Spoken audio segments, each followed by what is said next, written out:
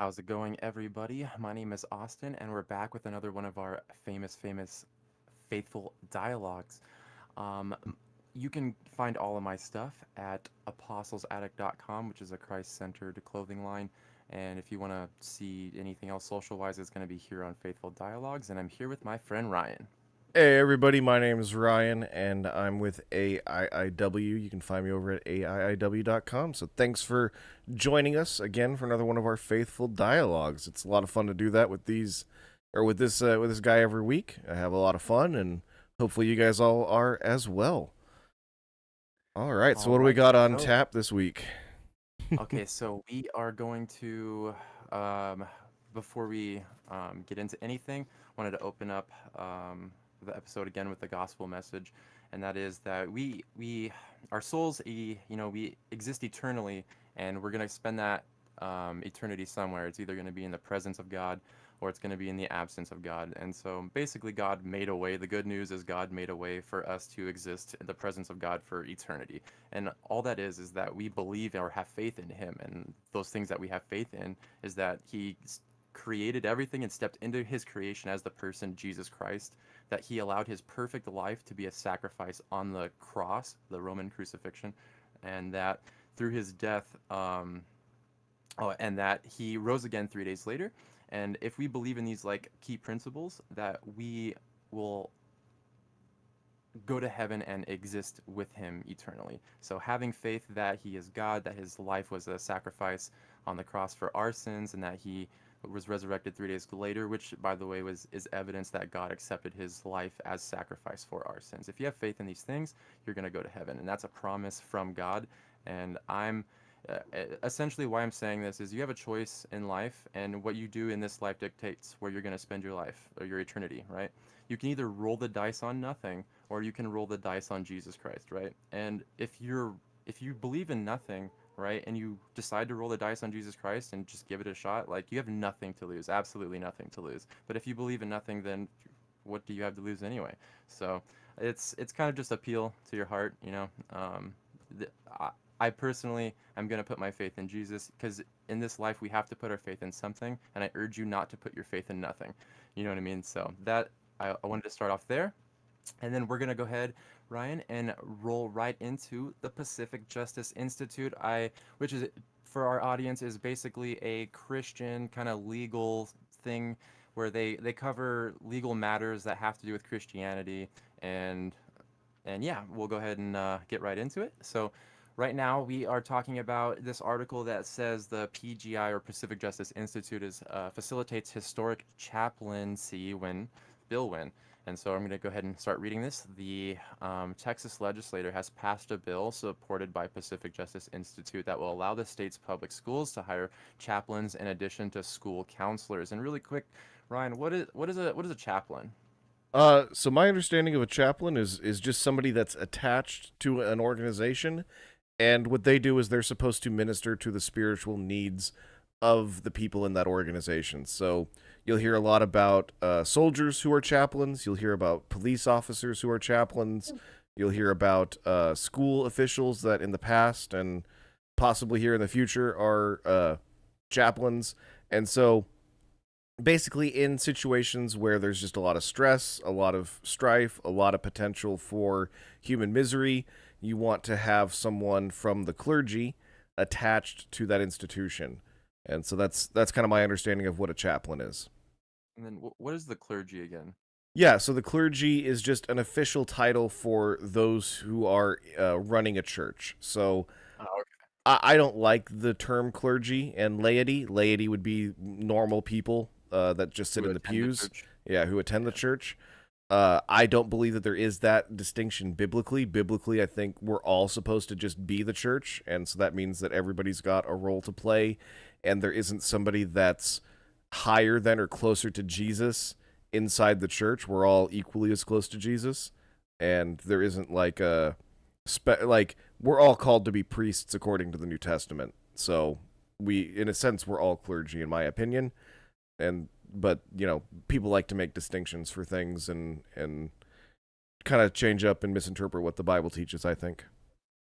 What do you mean we're all called to be priests? That you mean that says that in the New Testament that we're all called to be priests? What does that Yeah, mean? and by we all, I mean Christians specifically. So just want to make that distinction. And if we look at Revelation 1:6, so let me go to that right now. Revelation 1:6. Revelation 1. And then we go down to verse 6 here. It says, "He has made us a kingdom of priests for God his Father. All glory and power to him forever. Amen." And so what we see in the first chapter of Revelation isn't a book of isn't to the part where it's prophecy. This is a part that applies to us today. And so when Paul is or sorry, when John is writing that he has made us a kingdom of priests, he's talking about himself in that time period. And everyone in the church is part of that kingdom of priests. We're all supposed to be priests of Jesus Christ. And so he's our high Okay. priest. And so there's a lot of people. So like the Catholic Church would be the best example. They have a very structured priesthood that exists separate from the laity in their church. Now today, since the Second Vatican Council, they've changed their theology, which they claim can't happen. But since the Second Vatican Council, they've changed their theology and they have accepted the truth that every single believer is a priest. And so they will claim that every Catholic is a priest. They just believe that there's different orders or different like roles for different priests, Did which they is kind just of roll through this line of thinking with the Revelation? Did they kind of use this scripture to kind of do that? I won't make any claims as to what they do or don't do or why, because I don't quite understand exactly everything well enough. I don't know why, what they would use to validate why they believe in the priesthood of all believers. I would use these verses. I would assume that they would as well, but they also have extra biblical sources like the Apocrypha that they could be using for that as well. They could also be using early church fathers, all sorts of people, as justifications for why they have this teaching that I wouldn't accept as authoritative. Okay. All right, go ahead and continue. So basically, yeah. So let's just go ahead and restart again. We were just a sentence in. The Yeah, yeah, Texas yeah. legislature has passed a bill supported by Pacific Justice Institute that will allow the state's public schools to hire chaplains in addition to school counselors. So now we kind of have context.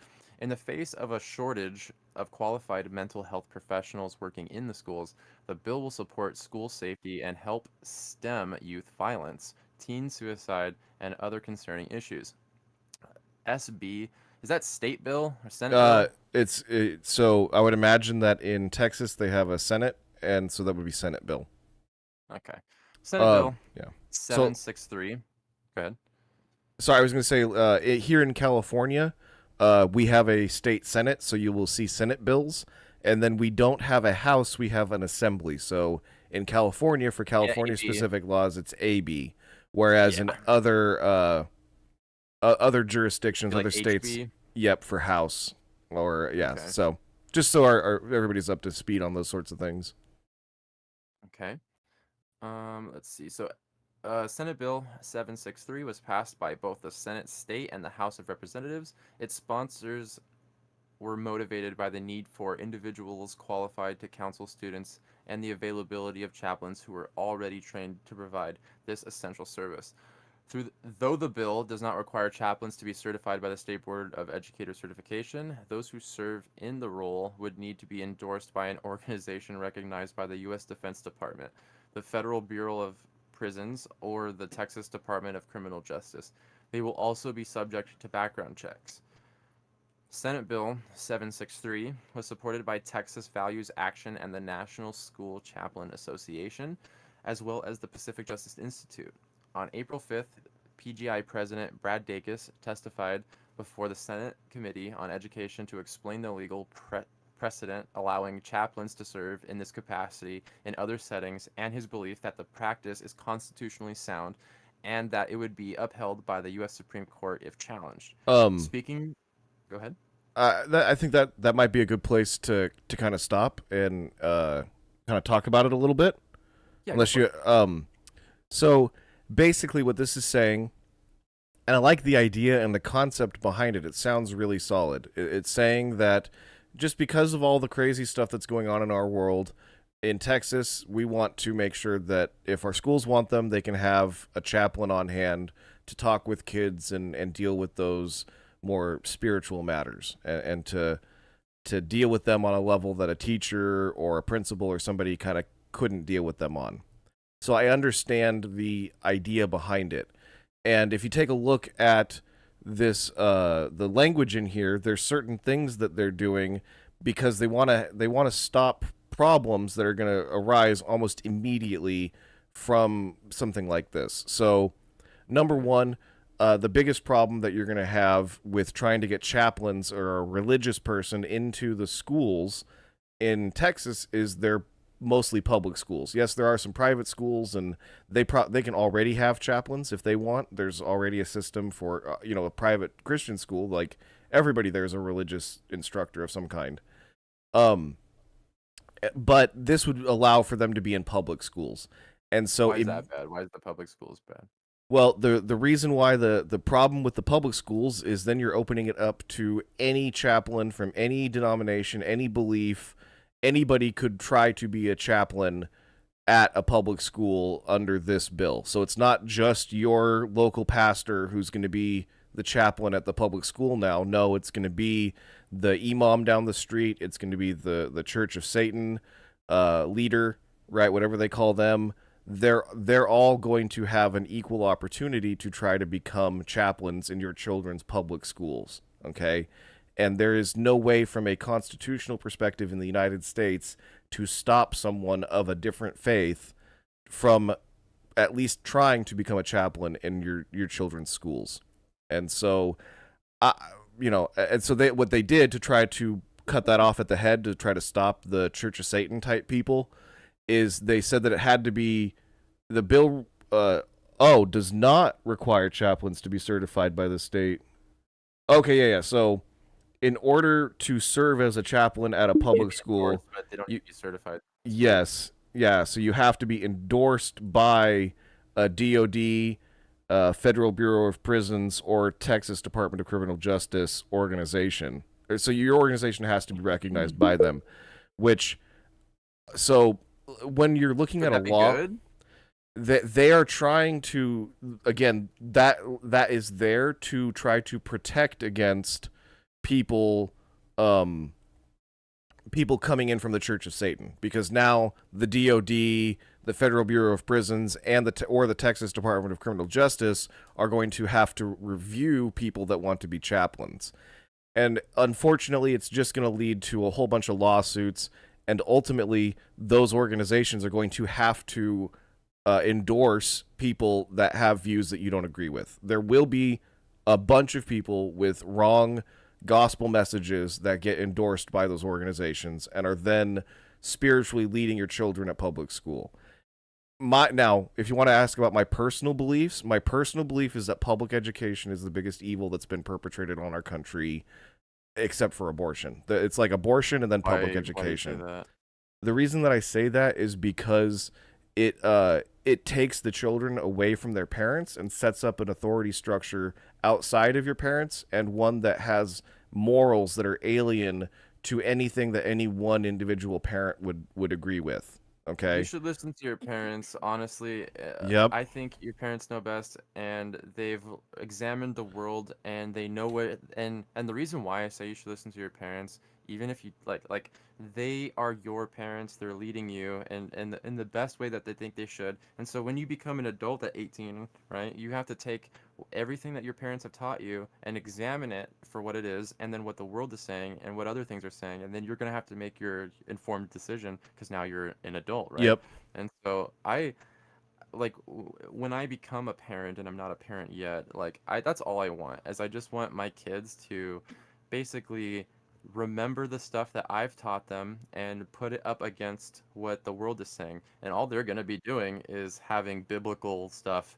They're just going to, everything I teach them is just going to Yeah. be straight from the Bible. Like, I'm not going to, Yep. it's not going to be coming from me, or it'll be bad. So, Yep. And of course, obviously, if your parents are abusive, or if there is something going on that's criminal, or you're in an unsafe situation, Yeah, obviously be moral. go seek out other adults and report criminal behavior, of course. Like, Yeah.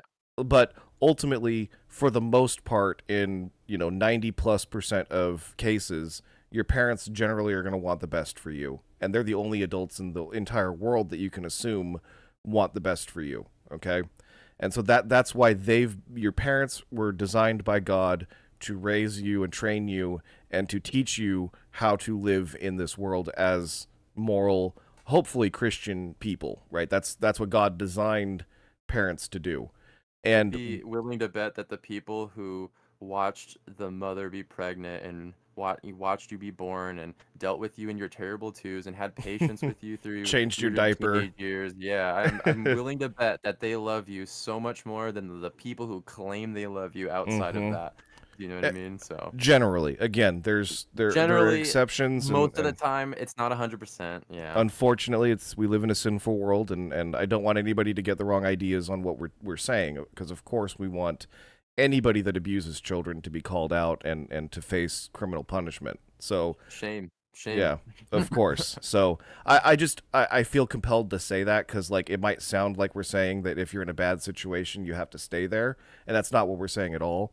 What we're saying is that generally your parents are going to be a good situation for you. They want the best for you, and they're the ones that should be responsible for teaching you morality, but that also entails teaching you everything, okay? You can't just be responsible for teaching morality outside of school hours. And so what happened with multiple generations of people, so our parents' generation all went to public school, their parents before them, their generation started being mostly going to public school. And what's happened is we've gotten indoctrinated into this secular ideology of like vaguely Judeo-Christian values, but without any of the reasoning or logic behind why God instituted them that way. And so you go to a public school, and again, it's some vague, like, you shouldn't steal, you shouldn't hurt other people type stuff, but your teachers can't give you a moral reasoning why you can't do those things. Okay? There isn't, so when a teacher comes up and stops you from hitting the bully, right, and they think that you're the aggressor, they don't have any legs to stand on morally. And so it just seems all kind of arbitrary. And so public school has, in my opinion, public school has just completely destroyed the bonds of the family. So instead of children being raised by their mothers and then going to work with their fathers if they're boys, or being trained by their mothers in how to take care of the household, like that's traditionally what we did all the way up until like 1900. Okay, so the entire history of humanity, we worked one way. Then in 1900 we switched over. And so instead of you being trained by your father how to do the work that your family did, and you would be just an amazing, like carpenter or whatever trade skill you got, instead now we ship you off to an educational facility where you have a separate power structure that doesn't have the same morals as you and your family. And so it just sets up confusion and strife and animosity between everybody in the family. Whereas the old way that we used to do things set up a huge amount of respect and like trust and love for the family unit. Because dad taught the son, right? And then the mom taught the Mm-hmm. daughter. So you know that like they've been vetted by them in that Yep. way, you know. And you know that the morals that they're teaching are what the parents want. And so if parents in this situation were going to go seek out education, they could do so at a facility that has their same ideals and ideologies. But Yeah. yeah, so my belief is that public schooling is one of the worst things that we've ever done as a society. It doesn't teach you useful skills. You don't get done with 12th grade and you can go into a trade and start making money. You have to go to college to go learn more useless skills to get a piece of paper that says that you're now You ready. should have done that at 16. You know what I Yep. mean? Well, You should have just been very well trained by the time you're 18, because you're expected to literally be an adult and go survive at that point, like you most should people be. are. You should be, but Yeah. again, those lines are getting blurred. We're getting infantilized, right? Like a 16-year-old in high school is seen as a child, and then 2 years later, you're just supposed to magically turn into an adult. Like you didn't change physically very much in that time, for the most part.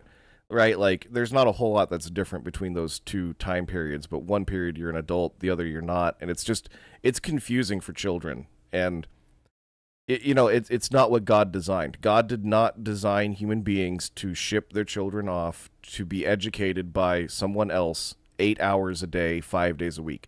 There's a full work week of time that your children are being taught that you're not necessary and that you're dumb because they come home from that time, they have more homework to do. So on top of the 40-hour work week we're shipping kids off to go do, um, they then come home, have more hours of work to do, and then the parents don't know how to do that homework, which makes them look stupid.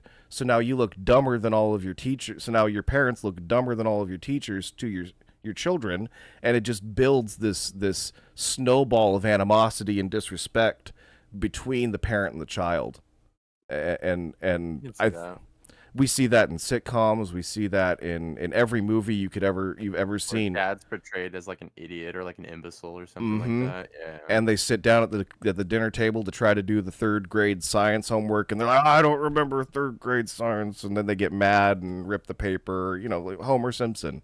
Like Yeah. that's where Homer Simpson comes from, is public education. He But then there works is, at the nuclear power plant. Yeah. but no, no, He's no. like the main operator there. But like what I'm saying is the disrespect shown to him comes from public education. If it were it were 50 years earlier, he would have been massively respected in his household, and it's because of public education, in my opinion, that starts to degrade and rip apart families. So So then just quick question, like how would you structure your family? How would you want it to be done? Like what do you think is a good idea for like educating your children and stuff like that? Like say you have 3 kids right now. What yeah, is theoretical Ryan doing? so if I were right now to have children, they would from again, it depends on how old they are. Obviously, no one sends an infant to public school, right? 7, 10, So and 13. okay, so you're saying they're just old enough to start going to school. They would be going to either they would be schooled by their mother. If she wanted to do that, that'd be great. If she doesn't want to do that and we want to send them somewhere to have socialization, I would send them to something like a learning center. So I used to teach at a place called ILA, and it's just a beautiful community of like-minded individuals that all have a common goal of educating children with a God-centered and God-fearing background. And so I would find places that ideologically align with me and send my children there.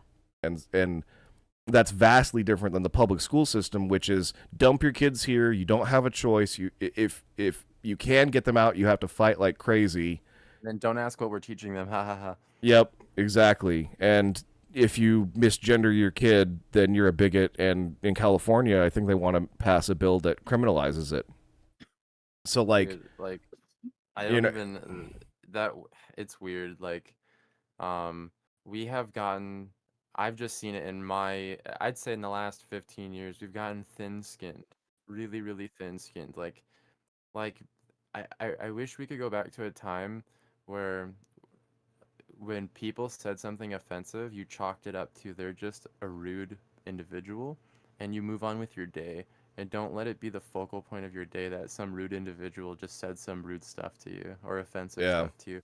People are unhinged, and so just you gotta chalk it up to that. Like just let people who want to be insulting for no reason, unprovoked, let them just do them and just move on with yourself and reclaim that mental time. Don't waste time worrying about what people said to you or even what's happened in the past. Like we don't move on from anything. We don't let anything go. We don't forgive anything. It's like it's just crazy. If we well, were number one just to forgive the stuff that has already happened and let things go on like just tell yourself the next thing that happens, I'm just gonna let it go. I'm not even gonna worry about it. Whatever. Like I'm just gonna move on with my day. Just forgive the past and then forgive or like let go of whatever's about to happen too. Like I've saved myself a lot of angst. But yeah, I heard you. What were you gonna say? yeah. I don't remember, but we should probably get back to like more focused on the article. Like, so specifically, my issue with chaplains in the public school, they already have chaplains in the public school. Okay, every teacher is a chaplain. Okay, Why is every that? because they're passing on ideologies, they're passing on beliefs That and makes sense. values to their students. Okay, Yeah. there is nothing in the human brain where I can flip a switch and say, right now I'm only learning math. Okay, what I'm learning in math is going to affect what I think about and how I see the world in general. And so, you know, Really? oh yeah, for sure. Like I don't it, understand how that would translate. Can you let um, me? like I can't think of any specific ideas, but knowing how to, knowing that God set the world up in an ordered and structured way, how like the fact that I just said that God set the world up in an ordered and structured way, that's an ideology, that's a fundamental belief that I have about the world and about math that is not shared by my secular teacher. She would not, there's teachers that I had that wouldn't say that God ordered and structured the world. They'd say that the world was randomly created and that this order and structure came out of randomness. Do you see what it like? Do you see how even just like basic understandings of reality are different depending on where you come from? And so if I can learn math in a way where I'm being taught by somebody that agrees with me ideologically, then when I'm learning math, I'm going to learn it in a way that makes more sense and works for everybody. Or, sorry, works not for everybody, works for what I've been teaching and been taught in other domains. So, okay, let's look at it this way. Like, imagine that your math teacher and your biology teacher didn't agree on the basics of math, right? So if your math teacher teaches you that 2 plus 2 equals 4, but your biology teacher believes 2 plus 2 equals 5, that affects how you do biology. Okay? Okay. Yeah, because it'll affect like That, different I ways that mean, you proceed in your work and stuff it, like that. it affects the data. Biology is all about data. Okay? So if I'm going and collecting data, the data that I'm going to collect as a biologist that believes that 2 plus 2 equals 5 is going to confirm that 2 plus 2 equals 5. And I'm going to throw out the data that doesn't agree with that. Oh, I'm starting to see Okay. And the so, line of thought here. so if I'm a biologist and I'm a biology teacher and I'm teaching your child biology, but I'm an evolutionist, okay, and I believe that evolution Oh, that makes sense. Now is it's starting how to the click. world is Yeah, yeah. created. Okay, so if I'm teaching evolution is how the world was created, I'm going to go and I'm going to interpret the facts in that textbook as supporting evolution. Whereas someone who doesn't have that belief that we evolved, like me, if I were to teach your child science, I'm not going to teach it from that perspective. I'm not going to say that every single thing that science currently says points to evolution because it doesn't. And just because there are rock layers doesn't mean that the rock layer is as old as the scientist claims. There's all sorts of fundamental assumptions that people make because of the ideologies, because of the beliefs that they have. And That so makes sense. I want parents to be able to go find the educational institution that's going to teach your children the way that you want to be taught. And so an educational institution that has a Christian fundamental belief system will teach evolution, but they're going to teach it from the standpoint of that's not what we believe. We believe this. Okay? And Which is nice because you're saying this is what the world mhm. teaches. This is what the Bible and we believe. Examine them together, and so then you're again having to make this leap of faith and just say that I believe it what the Bible is saying is true. Yep. Do you know what I mean? So you Mhm. because again understand for our audience, you have to believe what the world is teaching anyway. If they're saying the Big Bang Theory, as in they believe it, it's a belief. You have to put your faith in that's what it is. Also, evolution is also a theory. It's not proven. You have to put your faith in that. Mhm. And so Yep. you're presented with this choice where it's like believe what the Bible's saying, and then once you start giving that credit, then it starts giving um it starts then the claims about Jesus are also true. Do you get what I'm saying? So that's why Mhm. it starts to become this thing that yeah, that's why they don't teach the biblical Exactly. Well, perspective in school because then it starts to, if that's right, then this could be right. but the other crazy thing is not every perspective is taught at public schools. Okay, it is only the That's secular wrong. perspective Yeah, that's taught. Okay, nobody ever yeah. taught me about creationism alongside of evolution in my biology class. But if you go to a private school or you go to a home school, they're going to teach They you might do both. that. No, it's not. They Yeah. might. They will. Okay, they're either only going to teach you evolution or they're going to teach you both.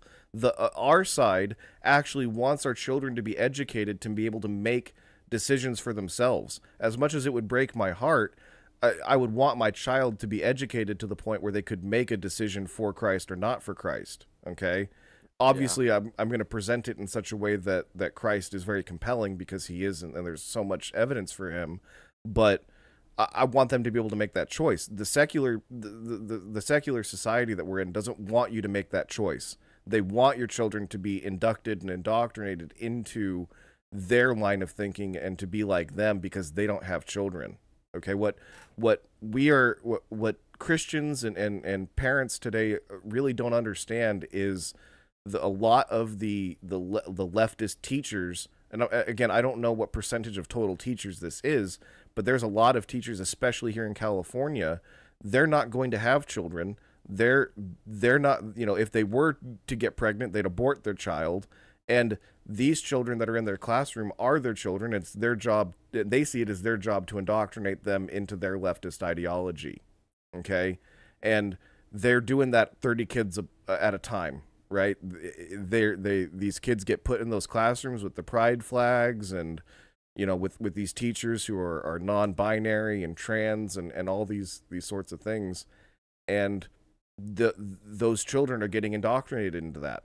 You can't stop it. If they're in that classroom, you can't stop it. It's just how it works. Yeah. And that's so what's crossing my mind right now is it would be like we'd have to fight tooth and nail for any bill that would require us to put our kids in public school. Like Well, any any requirement to do something like that. Like and that's my where belief I is draw a that line. you're required to in every state, and they take your money.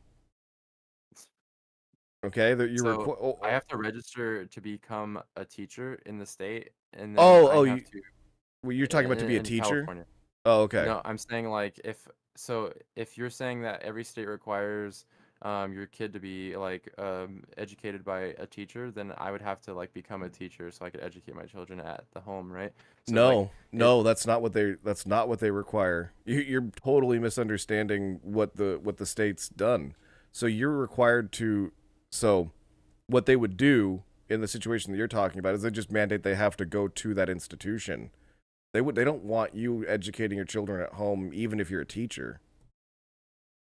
jeez. Like like if there's a system in place where they are gatekeeping education, they're going to force you to go to the institution. They're not going to let you teach your kids at home if they don't want you to. And that's what we see in this state is they're fighting tooth and nail to make sure that you can't educate your children at home and that you have to send them to the public indoctrination camp, right?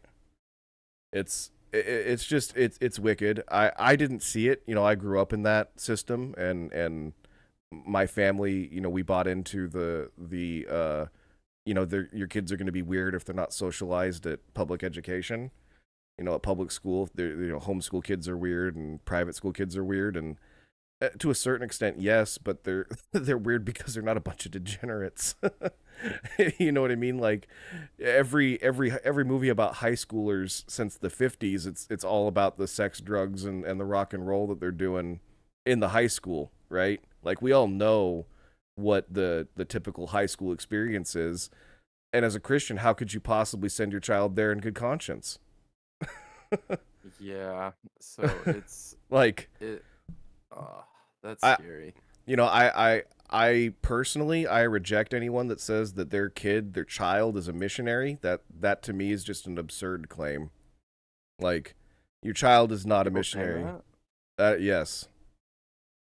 People that Like they're people we know, Austin. I'll tell you offline if you remember. But yeah, like that's a legitimate so they're thing I've heard. saying because their kid is There going to that school that they're gonna be like preaching the gospel and like all yes. that kind of stuff in there. Yes. That's And interesting. I just like All right, so why would you disagree with that line be, of thinking? because children are precious. Like the people that allow children to be um hurt or harmed in any way, like listen, you got to listen to what Jesus said about children, and harming little children. It would be better If to you have a caused any of these to stumble, that it'd be to better that stumble what? a Not millstone be even to hung. sin. Yeah, to Yeah, not it. stumble. Okay, to stumble. And what do you think is happening at high school daily? It's daily, hourly, minute by minute you are having stumbling blocks being thrown in front of your children at a public high school, especially today, but that's always been the case. It's never not been true. And so for me, like I I just can't even imagine how you would come to that conclusion, and I would have to have so much evidence that that's what God is calling me to do with my child. Like it would have to be such positive, strong, clear evidence that that's what my child is Like they being, started a Bible because study in the school and people are coming to Jesus and there's like revival in the school, like there's some big thing, like God's moving in the school now. Like I don't know, like I is that like kind of what you're saying or thinking? no, like that would be the fruit that I'd want to see if I felt that strongly. But even if I didn't see that fruit, that wouldn't be what sealed it for me. I'm talking about like the prayer and the fasting that I would have to do before I would allow my child to go into that situation. So what I think is happening with a lot of these parents is the default easy situation is kid goes to public school. There's a bus that'll Yeah. take him there for free. It's already part of my taxes. I don't have to do any work. It's no fight. I just do it. That's what everybody does. No one is going to bat an eye if I just do that. Okay? I don't have to do any fighting. I don't do any work. It's just going to happen. And so I think what's happening with these parents is that's the default. It's easy. And so they come up and they make an excuse of, oh, I feel that my child's missionary. My child's a public school missionary. He or she's there to lead the other children to Christ. And it's the easy default position. And so you just attach a biblical sounding call to that. And then that's your excuse as to what, if anybody ever comes at you and says, why are you allowing your child to go to this horrible degenerate place where they're more likely to have sex and do drugs? Because that's what we should be. Any parent that has their child in public school, that's the questioning we should be doing. So why again is your Christian child there at a public school where they're very likely to get introduced to drugs and definitely going to see women that are scantily clad and men that want to have You sex with just them? have no control, and I think that's the biggest issue. Yep. Is you don't even know what's there. You're gone. They it's not like you're standing from above watching your son or daughter and you're like, "Oh, I Mm-hmm. hope they don't take this bait. I hope." And it's not like you get to know. You have no Yep. idea what they're being presented with. It could Yeah. be awful, wicked, evil stuff, and Well, which some of it is. yeah, and today, like the change today that I think parents are waking up to is now the teachers are telling their children that they're gay or that they're lesbian or that they're trans, and then now in California that teacher can help them go get gender uh, surgery to physically mutilate themselves without the parents' consent. Like it's just gone so off the rails today that we're waking up to it, but it was evil long before then. Okay, like there's been again sex, drugs, all of that stuff's been in high schools for decades. The Our parents were in the high schools with that stuff. We were in high schools with that stuff. Like I don't know how you could condone your child going there, knowing what we all know about high school and the types of temptations that our children face. What's Like, what's really cool about some of the like there's I just don't even want to mention them by name because I like them so much and I want them to be left alone. I want zero publicity coming to them. But the way they set up their school is you basically your kid can go there for free if you become a teacher and help with some of the classes. mm-hmm.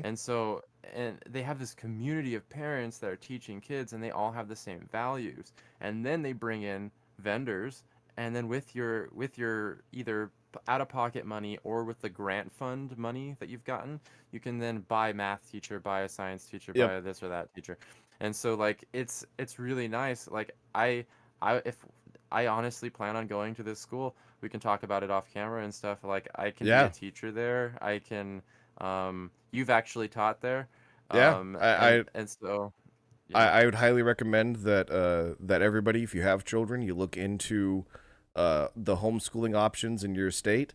Homeschooling is kind of a misnomer at this point. A lot of the options that you have to direct the schooling for your children do not happen in your own home.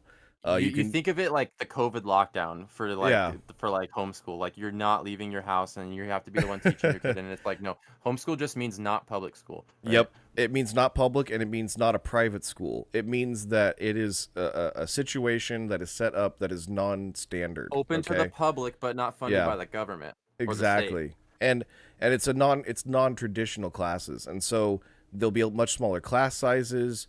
The Which is classes are so going to much be better.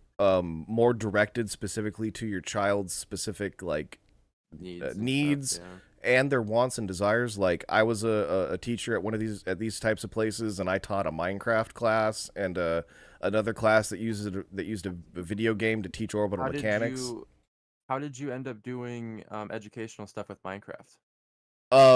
My buddies were doing some stuff with archery, and I hated being outside lugging No, I don't around mean that. stuff in I the mean heat. like how can Minecraft be used educationally is kind of what I Oh, was asking. yeah, so the cool thing about Minecraft is you can do anything in it, and it's close enough to trying to be a proxy for reality that you can use it to compare and contrast things. Okay? So if I go and dig a trench in Minecraft, I can fill it with water, right? And I can go and dig a trench in the real world and fill it with water, and you can compare and contrast.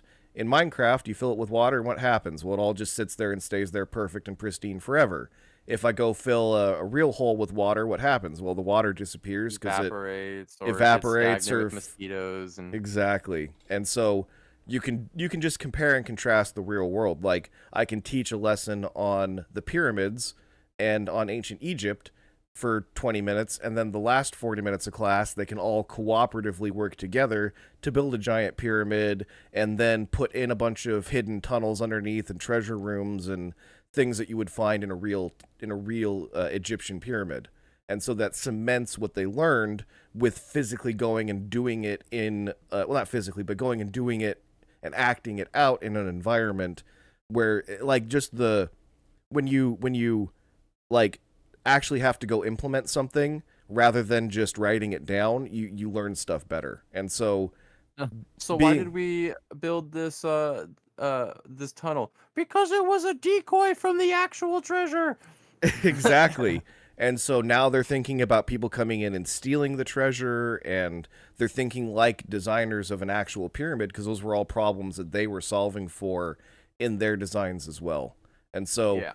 you know, you can teach the Bible that way. You can teach anything in a more hands-on way. Like imagine you were you know your kid you wanted them to learn about the book of Daniel. You could go and have them build a lion's den, and in Minecraft you could have them go dig a pit and build some cool looking little like lions or whatever inside of it, and You can they're have some gonna ocelots running around in there and just, use your imagination. exactly, and that child will remember that story way better even when they're an adult because they went in and not physically, I keep saying that, but they went in and they acted it out in Minecraft. And They so simulated it, yeah. simulated it. I like acting it out because that's really what you're doing is you're going in and you're imagining that you're a real being in this Minecraft world and you're acting out what's And going you're on. navigating through that, Hmm. yeah.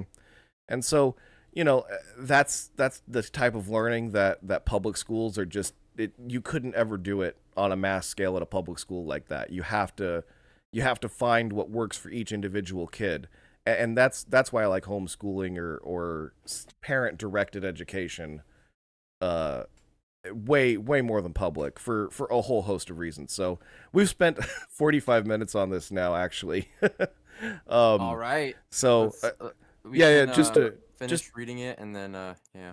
I don't know that do we need to finish reading the thing if we want? No, we're Okay. good then. No, we're good. We're good. Because like I said, I like the idea behind it. I like the spirit behind wanting to get a spiritual component into public schools. But 'Cause again, our it's kids, but Yeah. again, it's not going to be your pastor down the street as the chaplain. It's going to be the Progressive Methodist Which is Church. the best case scenario. Yeah, Now it's it's going to be gonna be open for any scenario, good, bad, evil, neutral. Church Like of it's Satan, the lesbian pastor down the street. Like you have no idea the people that will be and that will end up as spiritual authorities, and that's the real problem.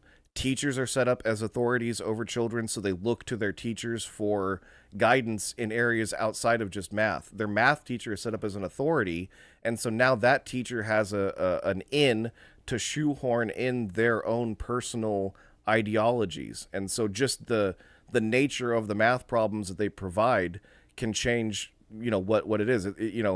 What they're trying to do, what the left is trying to do right now is they want your math questions to involve gay couples. Okay, so if a math question originally was like Billy and Mary are married and they have two apples and they want to make an apple pie and one apple pie takes two apples, like they want to take that math problem and they want to make it a gay couple now, because what they believe is that shoehorning in those ideologies as the default will change the way that your children end up thinking and acting and believing in the future.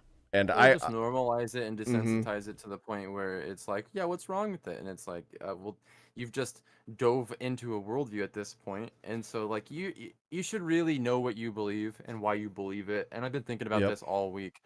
Whatever your faith is, whether you believe in God or you believe in nothing, and or you believe we came from cells and came from fish and came from monkeys, like whatever your actual worldview is, you should study it. And like mm-hmm, even if you are an atheist, even if you are an evolutionist, even if you are a Big Bang Theory person, like study what you believe and actually believe it and study it and know it, because you shouldn't just default, oh, this is what my friends believe, I'm going to believe it. This is what the school teaches is yeah, I'm going to believe it. Like you should honestly like search out different worldviews and find which one you kind of that's leaning on you. yep. I would encourage you to, pray, God, if you're really there, like, put it on my heart. What's the truth? And then you'll naturally just find, if you're searching truth, you'll just find Jesus. It just happens. It takes some people some time. Took Yep. me some time, but you'll just land on Jesus eventually if you're searching for truth, right? Absolutely. Um, And I just want to make it clear, like, I think that every parent has the right to teach their children however whatever they they feel that want. they want to. I don't like it. I don't want someone teaching their children about the churches, in the Church of Satan or whatever. I don't like that, but that's the only way to do it in a fair way that we can all agree on. So Is that each you can't put stuff on me, that mm-hmm. then in turn I can't put stuff on you. So And so it's that equal protection. We're all like, yeah. as far as that stuff goes, like that's why I enjoy America Yep. and love this country. It's just we're all about fairness, and like if it's okay for you, it's okay for me. If it's not okay for you, it's not okay for me, and we need to play on an equal playing field. So if we're gonna find like, and ultimately what the world is seeking is to, even people who don't believe in God, we're trying to make a better place and a better country. And so we're gonna, yeah, since going off on a little bit of a tangent there. But all right, I wanted to make a quick call to action shout out for the giveaway. Okay. So if you guys, we are going to do a giveaway at 50 YouTube subscribers. And so basically, I'm not sure how this works, so I'm just going to ask Ryan. Can we see like individual users if they're subscribed to us? Can I see a list of subscribers? Uh, Not to my knowledge. You might be able to see like usernames and stuff. That's what I'm looking for. I Because I think would want to so. make one of the requirements that you actually subscribe to the channel. Yeah, That'd be I nice. I believe that you can do that. And right now we are at 28 subscribers. So we're a 28. little more than So halfway there. what I'm gonna do, I've already decided I want to use a bow and arrow. But basically the way this is gonna work is at 50 YouTube subscribers, I'm gonna be giving away a shirt from my website. And currently there is, so the way I like to do things is I'll like make a design. My wife will do something for me and make a design, and then it'll be like a white design, a black design, and then it'll be on a white t-shirt, a black t-shirt, a white hoodie, and a black hoodie. And so every time something comes out, there'll be like 4 different options. And right now there's just 2, but one of them says, Jesus paid it all to him I owe, with a little cross, super super clean. And then the other one just says in the straight middle, Jesus is God. And so that's what I believe. I believe Jesus is God, and just kind Amen. of how how the Trinity works is the Father in heaven is God, Jesus the Son is God, and the Holy Spirit is God, and they're all different persons of one being, which is God. And so it's kind of a complicated thing to think about. But anyway, 50 YouTube subscribers, and I will be giving away a T-shirt. And so the way I want you guys to enter is to subscribe and then leave a comment in the video, basically just asking any kind of question. Give us something hard to think about.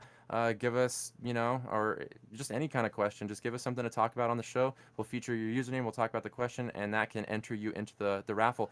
Once we have once we get to 50, everybody who's entered into the raffle, I'm basically going to put a bunch of tickets and names into a circle, and I'm going to shoot an arrow, and whichever ticket the arrow pierces is going to be the winner. And I think that's the most fair and transparent way of doing something. I can even film a video of Yes, me I was going to say it. we'll have to live stream the shot. Right, yeah. So Just so we all know it's fair. Fun. Right, yeah. So again, 50 YouTube subscribers, and it's like a $18 value. And so at 100 YouTube subscribers, I'll do a hoodie. It's like a $25 value, and I'll just keep upping the ante as we go along. I have no problem with that. And So, yeah, these are really nice quality shirts. I haven't gotten my hands on the hoodie yet, but that looks pretty sick. they're really cheap. Go at yeah. apostlesaddict.com. To be fully transparent, I even put on the website, I only make $7 off of this. So like whether you buy a shirt or you buy a hoodie, I only make $7 on it. So that's all I'm making. I'm not making like 10, 15, 20 bucks on top of anything. So my shirts are super cheap, and my hoodies are super cheap. So yeah, go get a hoodie. Yeah, go over there, support him, and yeah, I really like the work that they do. They have some good designs, and like I said, they're well-made shirts, and they'll hold up. So Also, if you want to, for the comment to enter the subscription, if you want to suggest a t-shirt design, I will also count that as a entry. Yeah, I don't mind that too. We also love any artwork submissions. If you want to submit some art, we can count that as well. I know that a lot of people are really great artists out there, and if you got something cool to submit to us, we'd love to check it out. And I hope you guys like our new background. This is some pixel art from my wife Sky, and it looks super, super cool. Yeah. And it's like some space mountainy stuff, kind of some Star Wars vibes going there, So we're gonna try to keep the backgrounds a little bit fresher going forward. We were using that same one for the last couple weeks, and I think we're gonna try to switch them out on a pretty frequent basis and keep things nice and interesting. So let's get back into our content. I really appreciate you bringing in this Pacific Justice Institute stuff. I think that sparked a really Good necessary conversation. Yeah, good conversation, necessary one. And I just, whatever you feel like you want to do with your kids, I think you should have the right to do it. I just can't support public schools. But yeah. You should have the freedom to pursue things that you want to do within a moral boundary, and you should have the freedom to encourage your kids to do things that you decide are best for them within a moral boundary. And then we get into the conversation of what are morals, but yeah, well, it's a topic for another time. And that's that's what these faithful dialogues are about. What's moral, and I think that the best way to find out how we're supposed to act in different situations is to read the Bible, right? That's what God wants us to use to inform our decision making, and there's no reason that shouldn't start at age, whenever you start school, right? So when you could, comprehend the concept, don't lie, don't steal, like to your little 3-year-old or whatever. Yeah, you should be taught these values at a young age and stuff. So today, were we going to be finishing up, or at least continuing the story of Joseph? Is that what we have on tap? Yes, we do, and I hope to finish it out because what I want to do is kind of flip-flop back and forth between the Old Testament and the New Testament, and I'd like to do a gospel next week. And so I'm hoping that we can finish this out. I'm hoping we can blaze through it. I think we're at about 55 minutes so far, so we've got about an hour. So let's try to cover this as thoroughly and quickly and efficiently as possible. Sounds good to me. There's that document. Do I need to have that open, or? It's up to you. Okay. Okay. I got it. So I got everything. We can read. What do you want? Are there verses you want to read? Is that how we're doing this? When we get to so what you meant for good, or what you meant for evil, God meant for good. That's gonna be Genesis chapter 50, verse 20, and and we'll get there. But that's gonna be a little bit further down the line because that's a huge Yeah. verse that I think people should know about. Oh, And absolutely. essentially, what it means is sometimes people mean harm to you, but God can spin that into something good. And so and that's kind of what happened in Joseph's life. So we're gonna be picking up here. Last week we left off in chapter 41 when kind of Joseph rose to power because he interpreted some of Pharaoh's dreams. And so now we're here in chapter 42 when Joseph's brothers go to Egypt. Famine strikes the land, and Jacob sends his sons to Egypt to buy grain. Joseph, now in a position of power, recognizes his brothers when they come before him, but he pretends not to know them. And what's even interesting too is he has an interpreter there, so he can speak their language, and he's pretending that he doesn't. Yep. It's really funny. I thought that was hilarious. But he accuses them of being spies, which is an over-the-top accusation, which is also kind of funny, and demands that they bring their younger brother Benjamin to prove their innocence. And I'm gonna hone in on that. Joseph keeps Simeon as a hostage while the other brothers return to Canaan. And so my question for you, Ryan, is Hmm. why in general did he do this whole like keeping the brother thing and like calling them spies, and it kind of I think it's going to be foreshadowing to what's going to happen, but why the request to ask for the younger brother? Like, why is that significant in any way? That's an interesting one. I don't have anything off the top of my head right now on that. The whole thing, like you said, it's a very interesting story where they come and you'd think that he would just reveal himself and it'd be a fun family like reunion and they can go get their dad and he can come in and you know, but I think that obviously these men had greatly wronged Joseph when they were children. So I don't know if that played a part in it, if there was some amount of animosity there. Obviously, he was very emotional over the whole reunion in general. Just the fact that uh, that they that they're reunited at all. I think at a certain point kind of goes off and is emotional or cries and um Yeah, he does send them out of the room at one point, and then yeah. like breaks out in tears from behind the door that he just closed. Yeah, that does happen at some point. I don't know exactly why they would do it, but I would imagine it's somewhat of a yeah, I don't know. It's something that I think we should all pray about and see if God has something for us, in the story. We should be reading it ourselves. I can't think of anything specifically, to be honest. It's just a So one thing I'll try to or later on in the story, basically Joseph was like the youngest son, and it was like a really it was like a close place to proximity to Joseph's heart because being the youngest child, and losing him was a big deal. And so I imagine now the new youngest child is Benjamin, and so that's like the new young closest mhm. proximity to Joseph's heart. So it's like, Yeah. do you get what I mean? So it's like the tender place was the office that Joseph held, and then Joseph supposedly is dead, and now that tender place is Benjamin is kind of in Mhm. that role, right? And so that's kind Yeah. of what I'm thinking is it's the baby of the family. So the new baby of the family is Benjamin, and so it kind of has some weight there. So I think Well, he knows what he's doing by asking for the baby because he knows he was the baby, right? so I think that we like to not like to. I think that by default we put our own twists on things. So you keep calling him the baby, right? And like in our The youngest. society, that has a special meaning to it, and there's certain connotations that has. Actually, in a lot of ways, the youngest was not a favorable position in that culture. Okay, Oh, if okay. you look at like inheritance in that culture, that kid gets He got the the last. least. They get Yeah. completely, It's usually the but oldest son. the reason you have to look at the reason why Israel would value Benjamin, his youngest son, so highly, and the reason for it is what is who's his mother. Rebecca. No, close. His mother is Rachel, and so of Oh, his two That's wives, Isaac, huh? yes, Is it Rachel and Leah? Yes, it's Rachel and Leia are the two actual It wives, was the and then R. I remember Leia yeah, was the one that he got tricked into yes. marrying, and he was like, "Are you serious?" And then worked So another 7 years, and exactly, and so of the two wives, uh, Rachel was the more favorite of the two, and so he because that's the one he values initially wanted. It yes, wasn't like mm-hmm. this.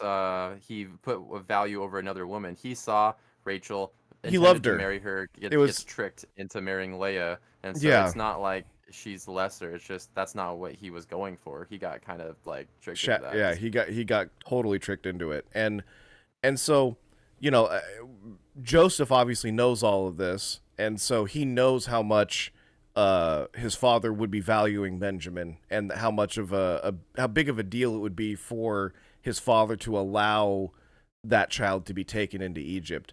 And so thinking about it and coming at it from a perspective of what God may have been doing is it may have been something in Israel, in Jacob's heart, Israel's heart, that he needed to be able to let go of his most prized child, his youngest child, to be able to enter into Egypt, a place where he's going to be seeking refuge and safety for his family for the next 400 years. Those are just thoughts. I'm not going to claim that that's a teaching from God or anything like that, but it may have been something in Jacob's heart that needed to change, and he needed to let go of Benjamin before. Interesting. I Okay. I don't know. It could just be something funky that God was doing for a totally different reason.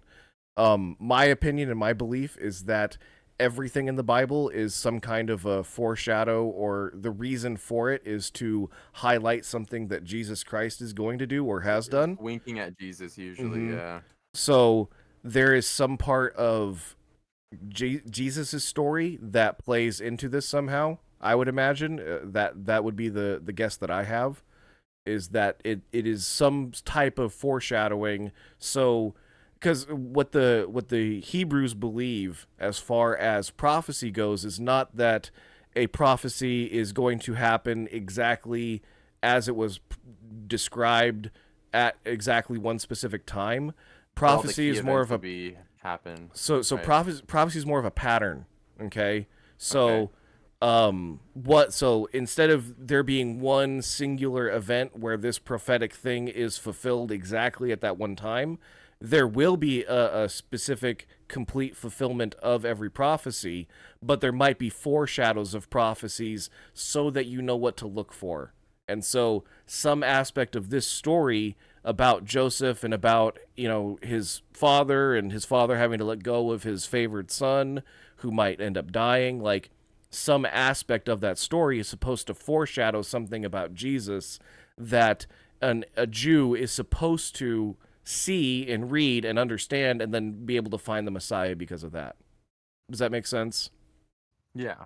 So like that's when I find stuff in the Bible that's weird and out there, and there doesn't really seem to be a reason for it. That's kind of my default position. Is it's there so that a Jewish person could read it and then see the physical Messiah appear and be alerted to the fact that, oh, that's the Messiah. And Yeah, it's like, oh, sorry, go ahead. no, it's okay. And so that's why it's there. Now they didn't see him. That's why the generation of Jews that existed concurrent with Jesus, there's a special condemnation for them because they missed the Messiah. So what Jesus said is that it's actually worse for that generation that missed the Messiah than it will be for Sodom and Gomorrah in hell. And so That's the interesting.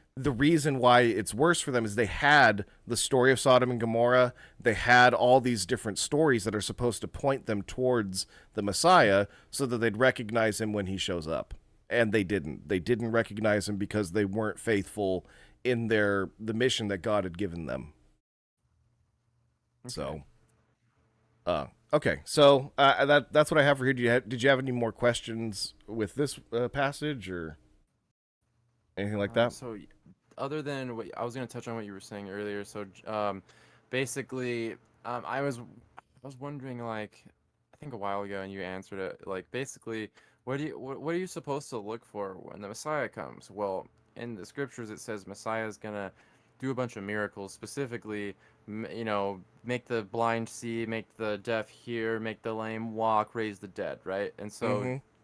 the John the Baptist's disciples come up to Jesus and he's like, "Hey, are you the prophet that we're looking for, or should we look for somebody else?" And he's like, "You can go back to John and tell him this. Like, look, the dead, the lame are walking, the gospel is being preached to the poor, the blind can see, the people are being healed, demons are being cast out." Like, I'm paraphrasing obviously, Yeah. but he's like basically saying like, "Look, I've checked all those boxes." And then as they're walking away, he's like, "Truly, I tell you that of all of these that came before John, he is the greatest." And it was I kind of to like pump him up there and give him some honor and respect there. So it Yeah. was basically, yeah, you're supposed to look for these key miracles, and that would be a sign that God was with this person, because if God was with this person, then that's how he would be able to raise somebody from the dead, right? Or make this person who has been crippled his whole life walk, or born Yeah. blind and now he can see. God has to be with somebody who can heal that person, right? So it's it's just really interesting. But yeah, let's go ahead and we'll move on into the next one. So Okay. So move on to Genesis chapter 43. yes. And so this is where the brothers of Joseph returned to Egypt, leaving Simeon behind as a hostage. So, what do you got for us? All right, so on my notes here, I got Jacob reluctantly allows his son to take a Benjamin to Egypt to buy more grain. Joseph welcomes them and prepares a feast. He is filled with emotion upon seeing Benjamin and secretly returns the money his brothers paid for the grain. And this would be especially sketchy if you're already kind of you're just really hoping nothing goes wrong in Egypt, and you buy this grain and oh no, the Yes. money. So I think we got that a little bit out of order. Um, so the first thing that they note that the brothers notice as they're leaving Egypt, so they just got done meeting with Joseph. They don't know that it was Joseph. They think it's some Egyptian guy, and so they get sent off, and so they get sent off with grain because they were there to buy grain so that their family doesn't starve. And as Right. they're leaving, they notice that in one of their sacks is this money that they had paid, and so they get really scared and they just hightail it kind of out of there. So Yeah, that's an because that's like interesting. thievery. Oh, it's almost like Mm-hmm. stealing, right? Yeah, it's so Well, that's sad. that's that's what they would assume if the Egyptians were to just find them. The assumption would be that they stole it, right? Like, but obviously Joseph had put it in there, and so that's an interesting kind of little added flavor to the whole scenario, and it seems really petty. Like I'm not going to claim that it actually is, but it seems like Joseph is being petty for all of the years of trouble and Right. turmoil. Like I don't actually believe that, so don't get it twisted that like I'm actually saying that he was being petty, but it just seems that way a lot, especially reading it from a 21st century perspective. Uh, so then why do you think he secretly returned the money, or and then uh, like uh, also why was he testing his brothers in this way? Yeah, again, it is a foreshadowing or something to do with some other story later on in the Bible. It's there for somebody to be able to read that story, get something out of it, and then through the Holy Spirit, I believe, and then be led to a truth that God wants them to have because of it. So I don't know Okay. exactly. I don't know exactly why anything is in the Bible, except for Jesus is there to so that we can be saved, of course. But that that it's so weird. It's got to have some greater spiritual reasoning as to why it's there than just randomness. I also do Yeah. believe it's what happened. Like everything that happens in this story, everything that happens in the Bible, I believe are actual events that really happened at one point in reality. So I believe that these things happened, and then the way that they're recorded can have certain meanings and have special reasons why it's there. That I couldn't comprehend. So Touching on specifically that in that position, just to kind of pick your mind, how do you reconcile in like the Gospels when there's slight differences? If you're saying like I believe this to be the way it happened, then Yeah. when in the Gospels when there's slight deviations, how can you believe that this happened if there are two different accounts, essentially? Okay, so what I would say is that 99.9% of the problems that may possibly look like they exist in the Bible have already been accounted for. It's very rare to come across something that's new. And what generally happens is it's something like so let's say that outside of the descriptions in the Bible, there's a scene, and in this scene there are two bushes. So I'm just taking a random scene. This doesn't actually appear in the Bible, but let's just say that there is a biblical scene that's described, and in reality the scene has two bushes. You go up and you pick a berry off of one of the bushes. Okay, so in one gospel it says Austin went up and picked a berry off of a bush. And then in the other gospel it says of the two bushes Austin went up and picked a berry. Okay? Are those two stories different? No, because I'm still picking a berry off a bush. You're still picking a But they're berry. but they're There's two, still they're saying two different things. exactly one says there's two bushes, one only implies that there's a single bush, but it doesn't leave out the possibility of a second. And so that's what we see 9 times out of 10 with these problems in the Bible that supposedly exist, or these contradictions. They're saying the same thing just differently. It's because they're describing the same scene, but they are using different pieces to describe it. So it's not Yeah. important that there are two bushes in this story, that this made up story that I came up with. It's not important that there are two bushes. One writer records that there are two bushes because that is the reality. The other writer just says you went and picked up a berry off of a bush. Okay, so both of those are completely 100% accurate and true to the events. They're true to the things that existed in that space. They just don't 100% describe exactly what was going on. It doesn't say it was a sunny blue clear day. There was a slight breeze from the east of 3 miles an hour, right? Like what people are expecting to see when you say that these events are different and that's a contradiction is they're claiming that the Bible would have to completely 100% describe every single possible detail of every single story, and that's just not For possible. for any one thing to be credible. Exactly. Well, Yeah. because if I take two stories, and so Matthew and John are two different writers, okay? So if I take two people that each write their own paragraph on something, they're not going to be the same paragraph. And in fact, it's cheating if they are, okay? It's so impossible for two people to write down the exact same words that when a teacher finds that the same essay, it's the same prompt, we all got the same essay prompt in 6th grade to write an essay on the beautiful clear day we saw yesterday, right? We can both get exactly the same prompt. If we were to have this exact same words, that would be a sign of cheating. Okay? And so It's kind of like if we both got handed color palettes with the same color paint on it, and we were asked to paint an image, and somehow we both created identical artwork, you'd be suspicious. Like, yes. do you know what I mean? Like Like, you'd look for some deviations. Yeah, they're painting a tree, and there's the sun, and but they're kind of different because they're two different people. But no, but somehow they're identical. How did that happen? That's kind of yeah. And weird. so Yeah. we should expect there to be differences in the stories that appear in the Gospels because they're all being told from a different perspective.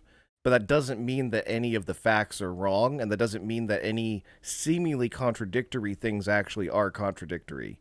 So that's just how I would argue people should approach the contradictions in the Bible. Is usually there is a very good explanation as to how that could have happened or why that is the case. And it usually boils down to one of them was describing in more detail that there were two bushes. The other one just describes that bushes existed and a berry was picked. So, okay, we should Yeah. probably move on. So Alrighty. basically, like you said, the brothers return from Egypt to their homeland, And now we're going to go on to chapter 44. Yes. All right. And here in chapter 44, Rubber starts meeting the road a little bit, and Joseph confronts his brothers about the silver cup. And they offer to become his slaves in place of Benjamin, because initially Joseph wants Benjamin to be the slave because he finds the cup in Benjamin's sack. And so Joseph says that only the person responsible should become should be the one to become the slave. And then his brother kind of goes on a small little rant about how, oh, my dad said if something happens to Benjamin, you will bring my gray hair down to the grave in deep sorrow. And basically saying, if I lose another kid, it's going to be bad. And so essentially, Joseph reveals his true identity in time, and he forgives his brothers, and he explains that God had a greater purpose in sending him to Egypt, and it was ultimately to save their lives and all of Egypt during this great famine. And so Joseph, I think Pharaoh tells Joseph, and then Joseph instructs his brothers to bring Jacob and their families to Egypt so that they can like stay in the land of Goshen and like prosper Mm-hmm. during this time, because Egypt is actually doing it kind of all right. And so that's why it was funny when they first got there. They're like, "Oh, you're spies. You're here to see how vulnerable and weak the famine has made us." And so it was kind of like a not far-fetched thing to kind of be like, "Yeah, that's why you're here. You're spies." And so, yeah. Well, So anyway, um, sorry, go ahead. so sorry, just to add a little bit, like the the people of Abraham's descendants, right? So this is Abraham's family. Abraham was not some small time dude. He was one of the richest, if not the richest person of Oh, his really? time.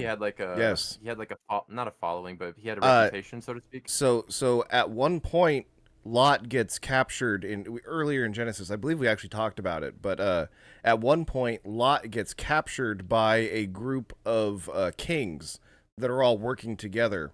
Okay, Okay. and then another group of kings goes. There's a whole war going on. Two groups of kings. One has like Kings. 5 or 6 kings together, and the other one has like 6 or 7 kings that are allied together. And so in this conflict, Abraham raises his own army like he's one of the kings and Oh goes and yeah, just from his rescues. camp. Just from his Yes. camp. Yeah, Okay. that's crazy. He's like he So just like armed a bunch of dudes. Yeah, that's crazy. so it's not crazy to think that like this family might have sent somebody to come and spy out Egypt. Okay? Oh, so they themselves, the brothers, had a reputation because they're descendants of Abraham. Yeah, exactly. Ooh, okay, that was a layer So that I didn't pick up on actually. I hadn't thought about it until just now. But like if you know there are reasons why, and even if Egypt wouldn't have seen it that way, the brothers would have known about their family's Own history reputation. and Yeah. reputation, and they would have believed it, right? They would Yeah. believe that Egypt is actually worried about them because they might be like, they're basically these barbarians that live outside Egypt that are roaming around going to war and like And ra- capable of going to war. Yeah, yeah, yeah. So okay, they're so not like they're kind of a force to be reckoned with a little bit, you know. and especially if we're going through a famine and things are getting desperate, they might be trying to come in and like steal. At the very least, they're capable of coming in and doing Just a taking raid grain. and like trying to Yeah. steal some grain, right? Or Yeah. women or livestock or Lord knows. And so Yeah. that is a very real concern that Egypt would have had about these people. But we see it, looking back on it, and we think of Egypt as this great big country. There weren't really countries at the time. It's probably It was just a most, civilization at this point. and it's like mostly just a like single city, but a city isn't like, it's like 10,000 people, 100,000 people is a city. That's a huge I think city. they just kind of like opened up shop near all these monuments and started kind of doing all their business and trade near these monuments and stuff. And then basically that's what it was, is like the if you want to do trade, get closer to those monuments where the Sphinx and Yeah, pyramids are. You know what I mean? Because exactly. that's where they're operating. Yeah. So that's just a little bit of a thing that I don't think a lot of people think about is I didn't them think about it for them sure. being spies was a real like potential. Yeah, possibility. um Yeah. so all All right. right. So my question for that was, well, why was Joseph still insisting on taking Benjamin at this point?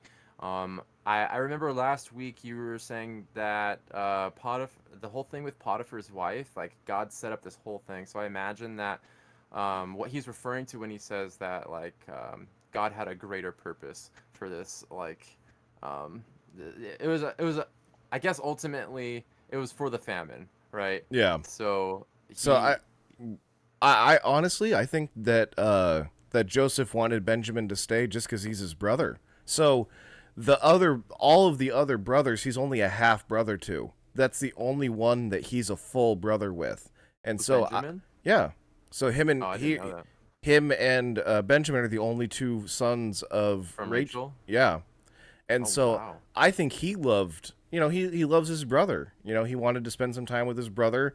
It's a hard journey. Like It going said he was back, overcome with emotion when he saw Benjamin. Yeah. mm-hmm, and going back home, that's a tough trip. You might die on the journey. Thieves could overtake you. Like there's real hazards that exist going from Egypt back to the land of Yeah, you just Canaan. have barbarian Okay. camps popping up out of nowhere like it's Civ. Well, yeah, and you're not you're not driving in your Jeep in 20 minutes back to the Right. land of Canaan. Like There's a real this is a chance you might weeks have to long. overpower somebody and use your sword. Exactly. And so it could have been he really loves Benjamin and didn't want to put him at double the risk than was necessary, right? Oh, that's It another layer. could have been that he wanted extra time to spend with him and to bond with him, and that's the closest family he's seen, in decades at this point, right? Do you think So, Joseph would have had Egyptian kind of garb and makeup on to where he wasn't like noticed to be looking like the older like an older version of the brother we threw in a pit? Do you know what I mean? Like you oh, think he would have been yeah, slightly he absolutely would have been wearing all of the traditional Egyptian stuff. I would imagine. Sorry, I shouldn't say yeah, he so absolutely would have. I would imagine he would be wearing the traditional Egyptian stuff. Especially because a lot of that's ceremonial. He certainly would have been wearing the Pharaoh's ring. It talks about him being the given signet the ring? signet ring. Yeah. So that by definition, you're already not going to assume that this is my brother. Like just imagine Oh, that makes sense. that you go you're an American, right? But you go over to Romania and you find out that your long lost, supposedly dead brother is now the prime minister of Romania. Like you're not gonna look at him and go, yeah, that guy in a suit's my dead brother. You know That what I makes mean? sense. That makes Like total sense. And a lot of time has gone by too, so yeah. yeah. So there's a lot of reasons that they might not have recognized him, but you're probably right that the most pertinent was the makeup and the garb and the robes or whatever he was wearing is probably the easiest way to hide that. So, but yeah, it's it's interesting that Joseph wanted to keep his brother behind, and I think there's a lot of reasons for that. So, that's a good Okay. question. Yeah, I feel like if you're in any kind of government in Egypt back in the day, you're gonna look kind of like the pharaohs. The sarcophagi. I don't know how they have like the eyeliner and like all the blues and the golds and all this stuff on their face. I don't know if you've seen the Mummy, but that's kind of how I think it would be. um, Like it's interesting. So we like to think of Egypt as this one thing that's just kind of it's always mass. existed, okay? Yeah. But the people that were in charge of Egypt, the people that were pharaohs, weren't always Egyptian, okay? So Okay. and I what know that is because of Moses. but the one thing about Egypt is it hasn't always been one state like we think of Or today. like one people and yeah. There used to be a North and a South Egypt, and so at a certain point they combined. And Was this like way back in the day, or is this I, recently? I'm talking about way back in the day, ancient Egypt. At a certain Oh, point, there was a North and a South, a Northern and a Southern empire, and at one oh, point okay. those two empires merged. I don't know where this biblical story falls into the timeline of that, but it's possible that it was before that unification. It's possible it was after that unification, and so there's all sorts of ethnicities of people that could have been the pharaoh at the time, and they weren't necessarily of the same ethnicity as the people that are in Egypt today, which I find interesting. And we know that because of the Septuagint translation of the Old Testament, and we know that because when that translation was made, when when it talks about the Pharaoh that Moses was dealing with, it calls that Pharaoh Alos. Okay, so there's a Also, my term. name. No. Alos. It's a Greek word. So Oh, there's two Greek words they could have used here. It's called alos or heteros. So heteros means another of the same kind. Alos means another of a different kind. Okay? oh, And that's why it so says that. It says like a pharaoh from a different kind that did not yes, know exactly. Joseph. So Yeah. that used the word alos there in Greek in the Septuagint.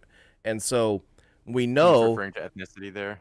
almost certainly what other kind of pharaoh would there be? Yeah. Yeah, that's a So good that's point. Yeah. so that's like the kind of pharaoh changed from an Egyptian pharaoh to an Assyrian Some. pharaoh, or whatever. I Oh, don't, I okay. don't know if that's actually what happened. I don't know. Like don't. But you can infer that based on the way that the Greeks translated this, or It was okay. actually the way that it was the Jews that translated it, but they translated it into Greek. So the Septuagint is a translation of the Old Testament that was All Hebrew and stuff. translated from Hebrew into Greek 300 years or 200 years before Christ's birth.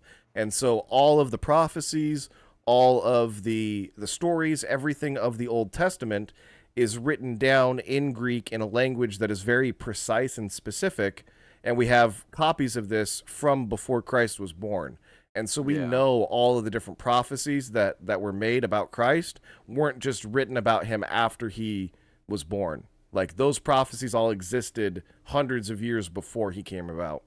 So that's a We little bit of should a do an side episode on tangent. Yeah. prophecies. That'd be fun. Oh, for sure. That's how we know that the Bible is true is because of prophecy. So that'll be a good episode. Um, Yeah. anything else with this chapter, or kind of where are we at with the story? So So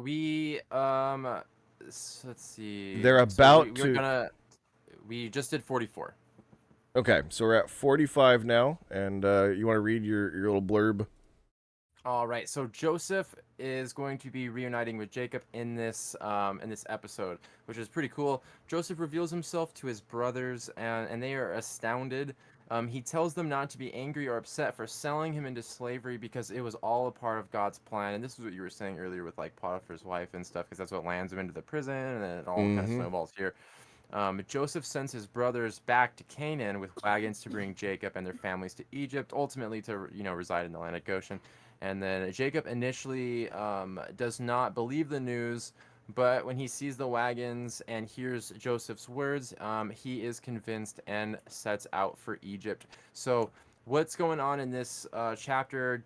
Where were they staying before? They were in Canaan, and do they kind of just take their whole flock and all their family, and do they just kind of have an exodus from Canaan into Egypt, or like what's kind of Yeah. going on in this episode? So that's basically what's happening. Chapter, sorry.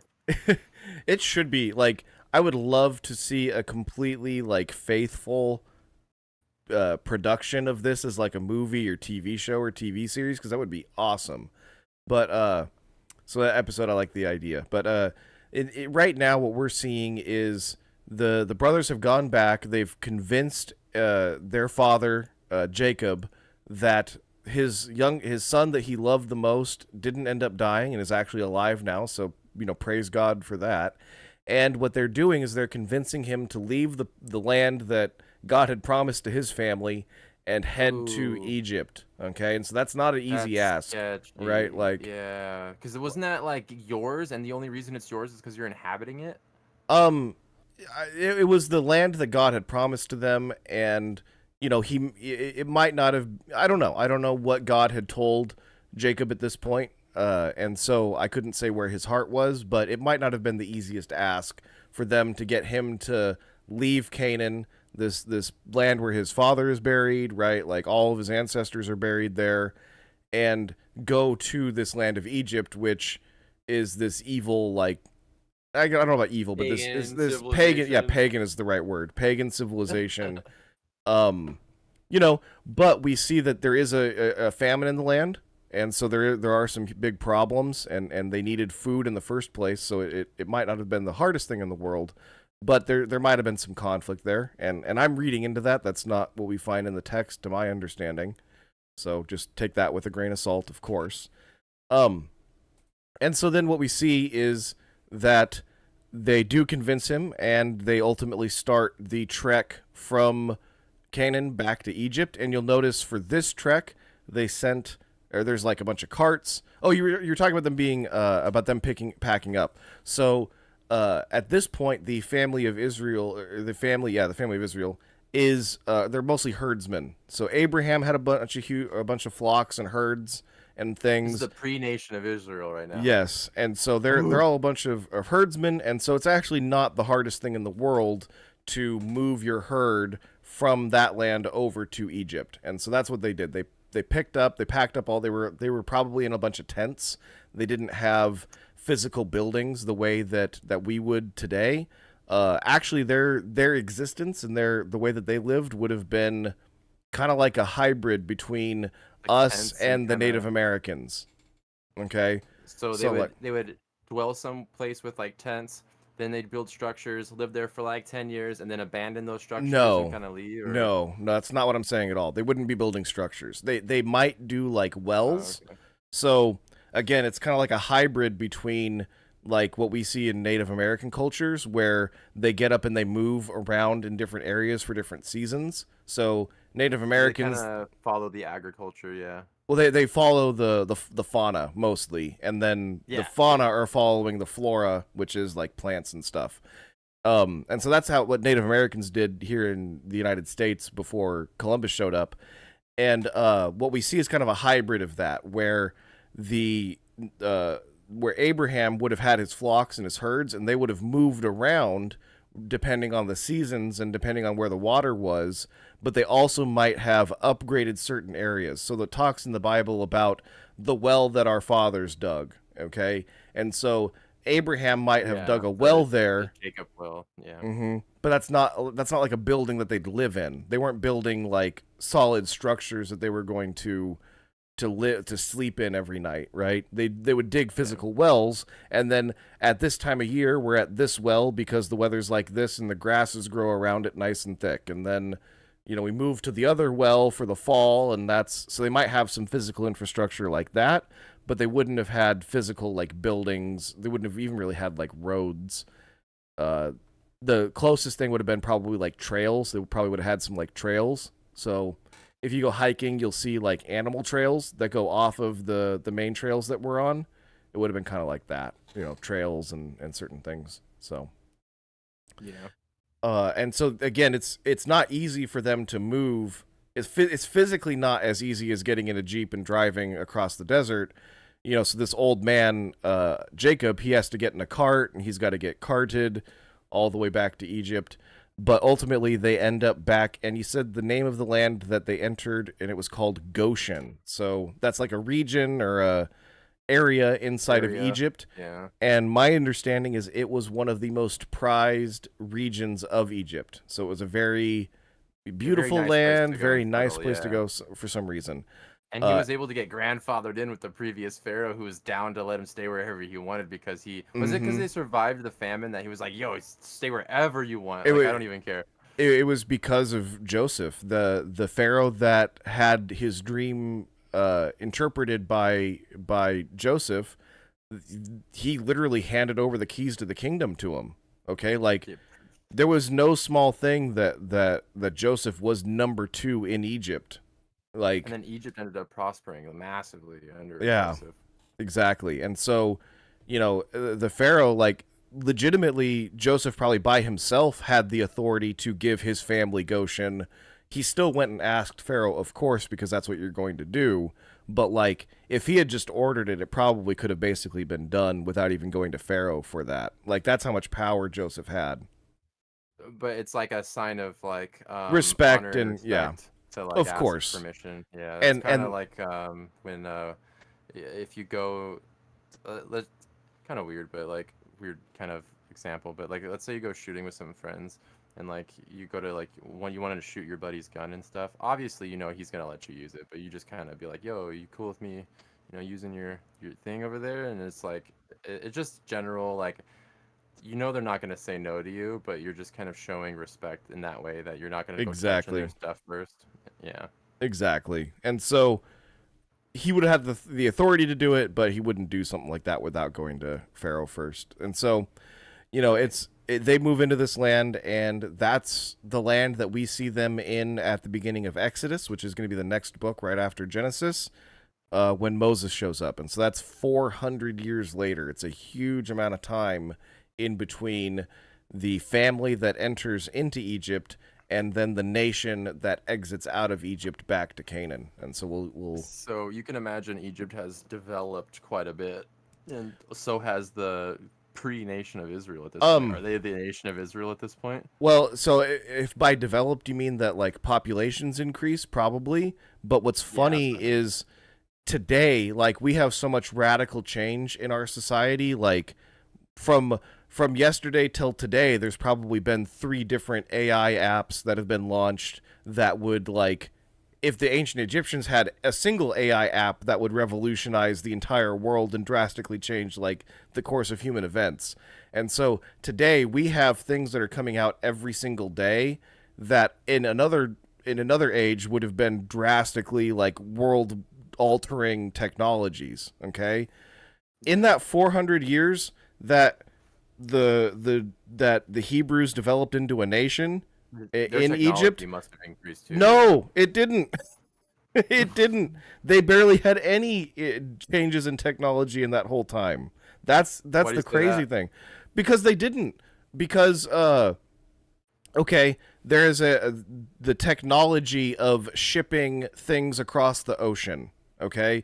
That's a very important thing that human beings have been doing for thousands of years. The first people that developed a fairly efficient form of shipping were the Phoenicians, and they developed a shipment method called break bulk shipping. So if you think about an old-timey ship, they'd have a plank going over the side, and then you see a bunch of dudes with like sacks walking onto the ship and dumping their sack onto the ship, okay? That's called break bulk shipping. You literally take everything in item by item and unload it on the inside of the ship, and you just dump it into a space. That was the same shipping method that the Phoenicians developed that we used until 1950. Wow. Okay. Just dumping sacks and like dirt and piles of stuff into the hulls of ships. So that would take it could take 3 weeks for ships to get in and out of port at that time.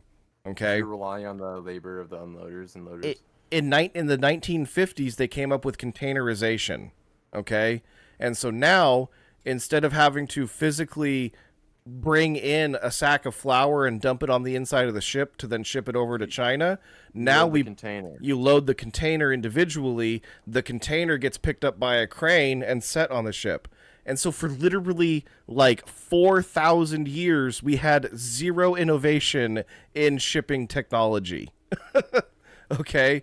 The other fastest thing, so the ship speeds didn't really change in that time either. The next fastest thing was a horse. We didn't have advancements in horse technology that made horses go faster in those 4,000 years. And so like a 100-year period wouldn't look all that much different from another 100-year period, except for the fact that like your country might have gotten into a war at that point, or you know what I'm saying? Like, yeah. If we were to go back and look at the technology of 500 AD versus 600 AD, it would be exactly the same. Oh, okay.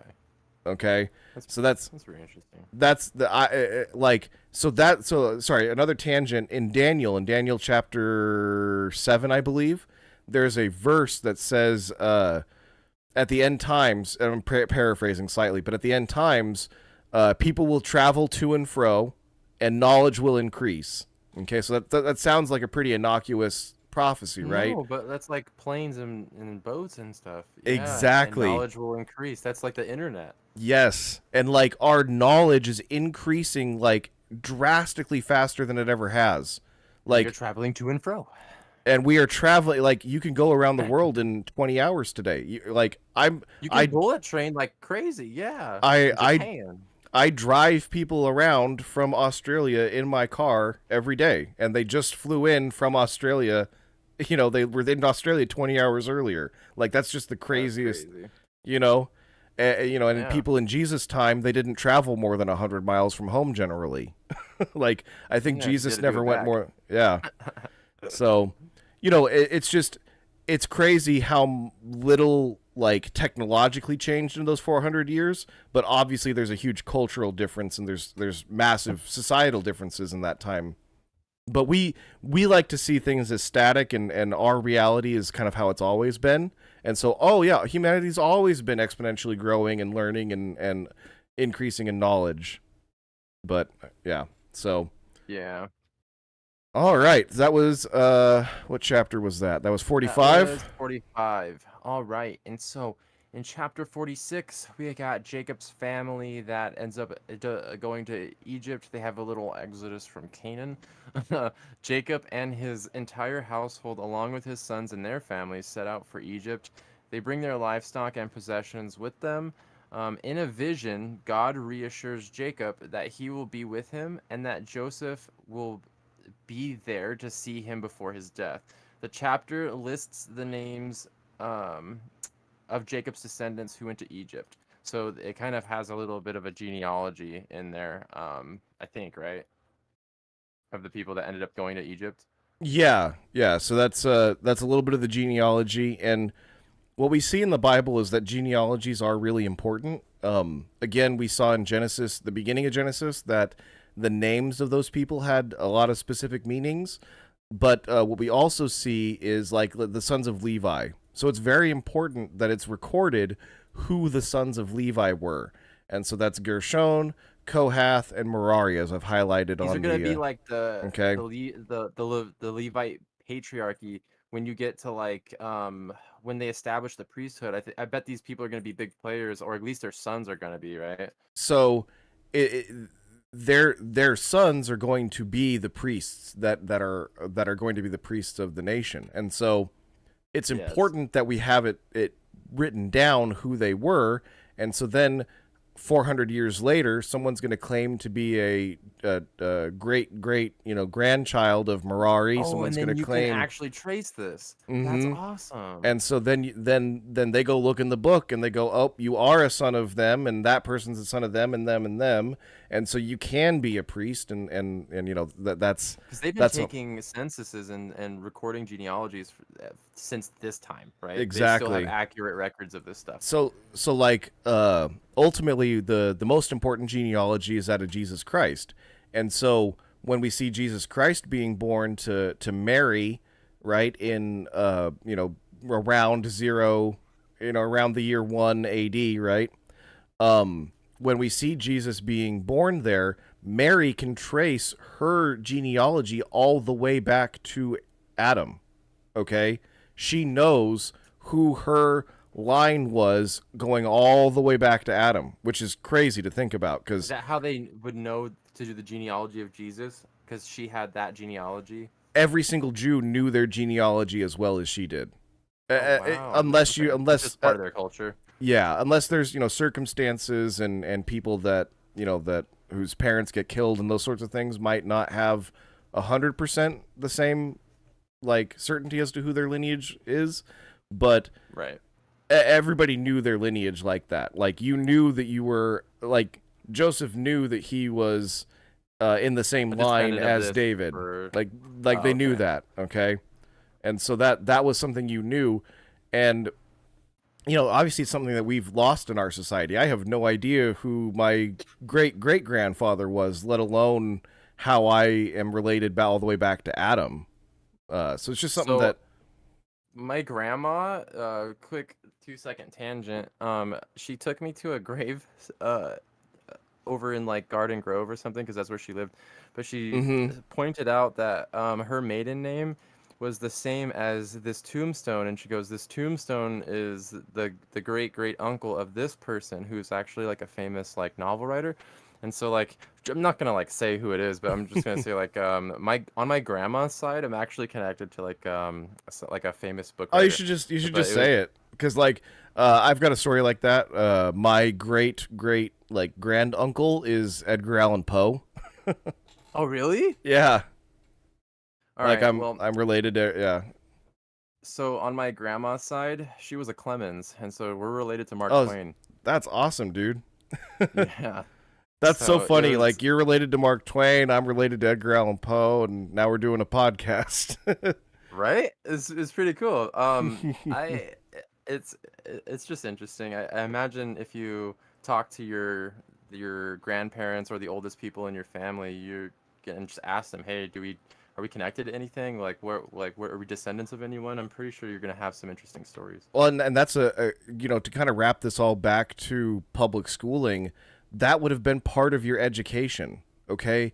Before public education, you knowing your family history, you knowing your family heritage, that was probably one of the most valuable things, one of the things you get taught the earliest, okay? And now that's just Yeah. not even taught at all. Like, at best in second grade, you might make a family tree assignment thing that you forget about by third grade. You know what I mean? Which you should do just for fun anyway. Oh, for sure, absolutely. Everybody should know. It's sad that I don't. I hadn't realized it, but it's sad that I don't know my heritage like that. And the fact is, like, public education has just destroyed any kind of familial, like, a lot It of doesn't people's like emphasize any pride. care in it. Yeah, Yeah. we don't have care in it. We don't take, and I don't mean pride in the sinful way, but we don't take pride in our heritage the way that we used to, and it's because We our don't parents are own the ones our heritage in that way. Yeah. exactly. So again, kind of a callback, but I don't want to get too sidetracked. So that's what happened in chapter 46. Anything All else? It's right. basically just the genealogy, like you were saying, and again, Yeah, that's it was a little bit of a stale chapter, but what were we gonna say? and it's it's in the genealogies. While it's definitely difficult to read and going through these dry names is hard. I would love to find a version of the Bible that includes all of the meanings of the names, like as you're reading it. That would be pretty cool. Oh, okay. To know We'll have what, to mess with that project. We should do that. yeah. Just do Um, the things we want to see, you know? but but it is important to read these genealogies. A lot of these names, they may not be the same people, but these names will pop back up later on. The reason Yeah. why, there's the reason why there's other people named Judah or Judas, right, is There's because a lot they're of Judases. Yeah. exactly, and that's because Judah had such a august, venerated name for the time, right? And so you would name your kid after your father's, right? And so these names, you'll see them show up and pop up later on in the Bible, and you can kind of see what they're. And when you name your kid that, you're naming them that because you want them to have a bit of and I don't mean this in a literal sense, but a bit of the spirit of that person play out in their life. So. Yeah, I kind of know what you mean. So then we also in this chapter we also got to see Jacob get into Egypt and meet with Joseph, and that's a beautiful thing when they finally get to see each other. What goes on right there? So we got all right. Yeah, it Let me says quickly read that. in verse 29 or 28. This All is right, as they chapter. neared their destination, Jacob sent Judah ahead to meet Joseph and get directions to the region of Goshen. And when they finally arrived there, Joseph prepared his chariot and traveled to Goshen to meet his father Jacob. When Joseph arrived, he embraced his father and wept, holding him for a long time. That's sweet. Finally, Jacob said to Joseph, "Now I am ready to die, since I have seen your face again and know that you are still alive." That is so sweet. And Yep. Joseph said to his brothers and to his father's entire family, "I will go to Pharaoh and tell him, my brothers and my father's entire family have come to me from the land of Canaan. These men are shepherds and that they raise livestock. They have brought them with their flocks and herds and everything they own." Then he said, "When Pharaoh calls for you and asks about your occupation," this is important too, "you Yep. must tell him, we, your servants, have raised livestock all our lives, as our ancestors have always done. When you tell him this, he will let you live here in the region of Goshen, for the Egyptians despise shepherds." And go ahead and talk to us a little bit about that. Yeah. Do you know So anything about that? I don't specifically know anything, but some of the things that we can kind of infer from this passage, Egypt wasn't as good at raising livestock, specifically livestock. They were great for agriculture. So that because of the Nile, they highly preferred people planting in fields and farming versus people who were dirty and gross and smelled like like cow manure. Okay. I mean, cows stink. I just drive through cities that have cows, and man, you Yeah. smell it from far away. So you can only imagine that they didn't like these people because they were stinking dirty or something, right? And they saw it as an occupation that was below them. Like a Okay. second class thing, yeah. Yeah. And so when they showed up, actually, it's kind of a benefit to Egypt. So now they have these Now they are don't have to do it. experts. Well, Yeah. it's not even that they don't have to do it. They don't have the again, like we think we think of today. I can just go on Wikipedia and I can learn how to do some basic farming in about 20 minutes. Okay. You mostly can. You can learn But about horticulture a little bit. but I can learn from that more than the entirety of knowledge that these ancient herdsmen had access to in their entire life. Okay, I can go find Yeah. more information in 20 minutes and read it in a couple days than the entirety of information about animal husbandry they would have had access to in their entire lives. And so having these expert herdsmen come in is a boon to your society because now they're bringing in all this knowledge and understanding that they can then teach your herdsmen so that they can be better at Extra doing that. education, Yeah. yeah. So They can apprentice with them, and then Egypt can take their own spin on whatever they're trying to do. exactly. So that's the other huge benefit to the Egyptians that they get from the Jews Having coming these in Hebrews, yeah. and doing something that they find detestable. So I just find that interesting. When do you go from a Hebrew to a Jew? I use those words interchangeably. I know that there's a lot of different people that use them for a lot of different reasons, some of which are very racist and evil. Well, no, if I'm I born into yeah. a Jewish family, but but I'm personally not practicing the religion, does that mean I'm Hebrew but not Jewish? No, you're Jewish. In my opinion, Okay, I'd call you a Jew. I still don't Basically, understand how this works.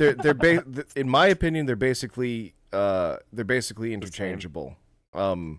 Again, I won't say that that's how everybody takes it or that that's the reality. There may be some reality where, in certain instances, one of them's more racist in certain cases than the other, or something. We're I just don't. trying to Yeah. be like accurate in understanding how Yeah. to use these words. We're not trying Of to like course. say Of make course. any claims. Yeah. No, and I have a lot of love for the Jewish people. Like my Messiah is Jewish. All of the characters, like 99% of the characters in the Bible are all Jewish, and like there's a huge amount of love and respect that I have for those people because God loves and respects them as well. And even just the nation of Israel. Like I want to see Israel prosper. I want to see good things happen to Israel. Like that's Absolutely. I yeah. so I just like to state that I don't want anybody to think that we're anything other than people that love the people that God loves, right? So, Yeah. is that it for chapter 46? It's a beautiful family reunion. Jacob ends up crying as he sees his son and knows that he's alive and has that assurance, which is beautiful. I think that we're all, I think that's kind of how God feels about us. I think he's equally as overjoyed when a sinner repents of their sins and turns Like to the him. prodigal son story. Yeah. Mm-hmm. It's kind of like the reverse almost. I don't know if reverse is the right because there's no prodigal. Like neither one of these two men did anything wrong in this instance to separate themselves, but they were separated, and it's just such a joyous event that they get to be made whole again. And I think that's what God's going to do with his whole family, which is beautiful. Yeah. So All right. So we've got about 12-ish minutes. So we're gonna speed run the rest of these. Okay. okay. All right. All right. So chapter 47, Joseph and the famine. Joseph introduces his family to Pharaoh and settles them in the land of Goshen because of the severity of the famine. Joseph suggests and manages the distribution of food throughout Egypt. As the famine worsens, the people run out of money and livestock, and they offer their lands and themselves as slaves to Pharaoh in exchange for food. Which I want to make a comment on this. Joseph establishes Pharaoh's ownership over all the land except for the priests for the land. So Joseph is really smart, and he's really loyal to the Pharaoh. Basically, the people come. and they buy all the grain with all their money. Then they're out of money, and then they go like, "Don't let us die. Let us sell our houses so we can eat." And then they're like, all right, cool. So then we'll take the deeds to your stuff." And then I think it even went to the land it was sitting on. And then basically every time they didn't have something, they would suggest, "Well, then take this." And then Joseph was down, and it ultimately went back to Pharaoh's ownership. So under Joseph's command, he was accumulating wealth for the pharaoh, because every time they wanted food and didn't have something, they would just take another form Mm-hmm. of payment until Yep. absolutely everything under the kingdom was his. And so another way that Pharaoh making a very smart decision, giving the keys to the kingdom to Joseph, because he knew what he was doing, and he wasn't even deceitful in this. They didn't have anything to pay with, so they paid with their houses. They didn't have any more houses, so they paid with their land. And then even the people were like, "Well, then let us sell ourselves Yep. as slaves so we don't die." It wasn't his suggestion. So everything, even the people, became ownership of Pharaoh, and this is during a good Pharaoh, so this isn't even bad. Nobody's worried about this at this point. But Joseph establishes Pharaoh's ownership over all of the land except for the priests' land, Mm-hmm. because they were exempt from these laws of like offering the taxes and all this stuff. Basically, priests didn't have to deal with a lot of this stuff. But go ahead, I'll Yeah, turn this over to you. they had an allotment of food outside of that they were guaranteed. So I this absolutely blows my mind as a free American citizen in the freest land to have ever existed. Okay, and I'm using the scare quotes here for a reason, because I'm about to prove to you that we're not either of those things.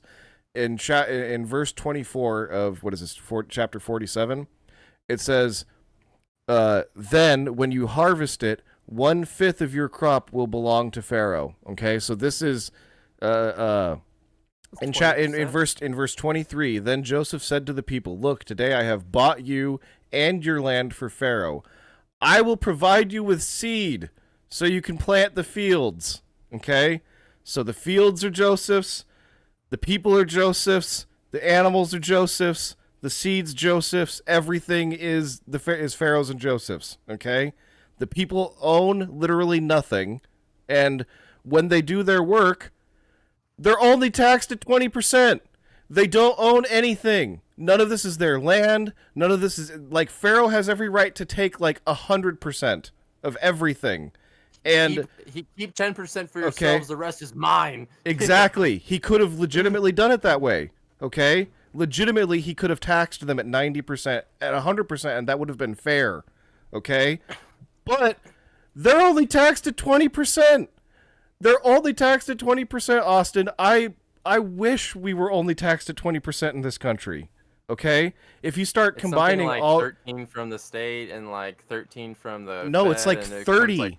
After a certain amount of income, it's like 30 from the Fed. If you add up all the taxes that you pay about 50% of your income in taxes. it's like 49 cents on every dollar. It gets pretty nuts. Yeah. Basically, okay?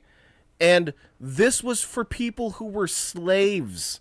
Slaves to the The Pharaoh. lowest class. They don't Yeah. own that. They don't own. Not even the lowest class. They're literally 100% owned by the state, and the most onerous taxation that they're willing to do is 20%. We're free. We're free. We have freedoms. We can vote. We can go about our business and do whatever we want. But we're slaves to the point where we owe them 50% of our income, 50% of our output and our body's labor for that year. That this one verse just blows my mind as far as like taxation, and that it really just highlights the fact that we are basically just having our income stolen from us. We are not a free society. Joseph 2024. I wish, man. I wish, but like, can you imagine if we only had a 20% tax rate? Like that would be beautiful. You'd be able to do a lot more with your life for sure. That's you'd see your paychecks increase. You'd see your ability to do things increase. Your ability to pay for things increase. Everything would just get bigger. It would be better. So Yeah. I just, to me, that like when I read that and realized how low their taxes were, despite being 100% as owned by the government as anybody possibly could be, and we're paying higher taxes than them. So Yeah. I just, okay, we can move on. I know that we have limited time, so that's what happened in this chapter. That was The 47, and that was for 48. Joseph and the famine. So now we're going to move on to 48.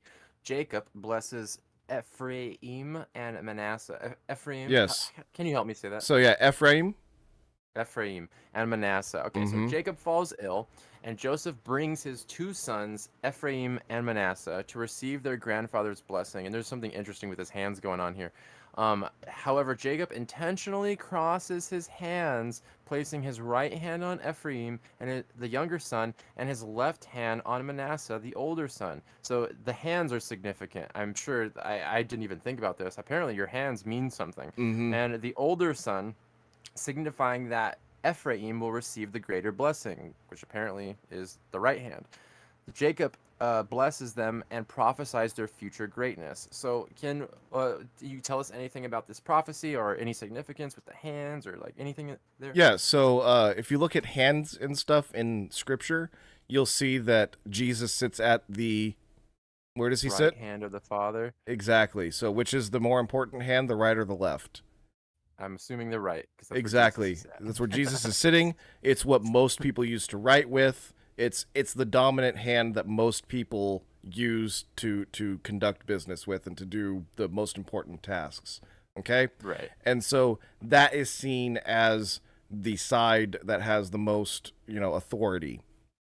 What's interesting is we see that Joseph wants his older son to receive the greater blessing, the right-handed blessing, and he wants the younger of the two sons to receive the lesser of the blessings, right? Which is funny because he's not the oldest brother himself, but you can see how ingrained it is in their society. The oldest has special privileges. Okay, that's just So this is a callback earlier when you were saying that it's not the baby of the family thing, right? yeah, exactly. And so there isn't a special bonus to being a baby. No, that's worse. That is a worse status, a lower status to be the baby of the family. And so what's funny is almost not every time, but in so many instances with Jacob and Esau themselves, actually, Jacob's the younger of the two brothers. Okay? And so what God does is he tends to choose the less qualified or the candidate that wouldn't have been chosen by other people. And so this is You see another with, instance of that. David. He was Yes. like the scrawniest of the brothers of Well, he was Jesse, the or sons of Jesse. again was he the oldest brother? He was the youngest. Exactly. And so what God is setting up is that he's going to work through the people that you least likely expect. That is an overly broad characterization of what you see a lot of times in the rest of the Bible. I believe. So that if I would ask you to look for that as you read, look for God preferring the things that human beings wouldn't be preferring. Okay? Yeah. And so yeah, that's what I would get from that. What's interesting about Ephraim and Manasseh and this whole ceremony that's going on right now is essentially what's happening is Jacob is adopting those two children as his own. Okay? Why is that? So I don't know exactly why that is. I think it's just because of the love that Jacob has for Joseph. He prefers Joseph so much more to the rest of the family that he's elevating this man's sons to his own sons. Like that's because he's pronouncing the blessings like he's the father. Yes. Oh, yes, that's huge. Okay, exactly. because this happened with Isaac. Mm-hmm. But he did it to his own biological children, not his grandchildren. And so this is big. So- This is significant. It's so almost this as is- if they are his biological children. They are being adopted, and they are now almost like his legal children. And so that's what we see here. And so what we'll see is in lists of the tribes of Israel, we will see Ephraim and Manasseh show up in those lists. Not both of them and not all the time, but when they basically there's always The list 12. 14. No, there will only ever be 12 tribes listed as the tribes of Tribes. Israel. There will be tribes that get excluded. Okay, so if the tribes of Israel are going off to war, the Levites don't go off to war. And so they will not get included in a list of the tribes of Israel going to war. But what will happen is the Levites will get left off, but for example, I don't know if this actually happens, but for example, Ephraim will get promoted and be listed The as tribe. a tribe, even though they're technically like a sub tribe. No other children get listed like that.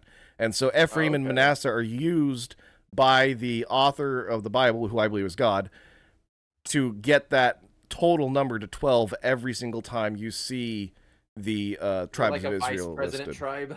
A vice tribe? Kind of, yeah. So, Okay. but yeah, so that's chapter 48. I think that's pretty interesting right there, and we can move on to chapter 49.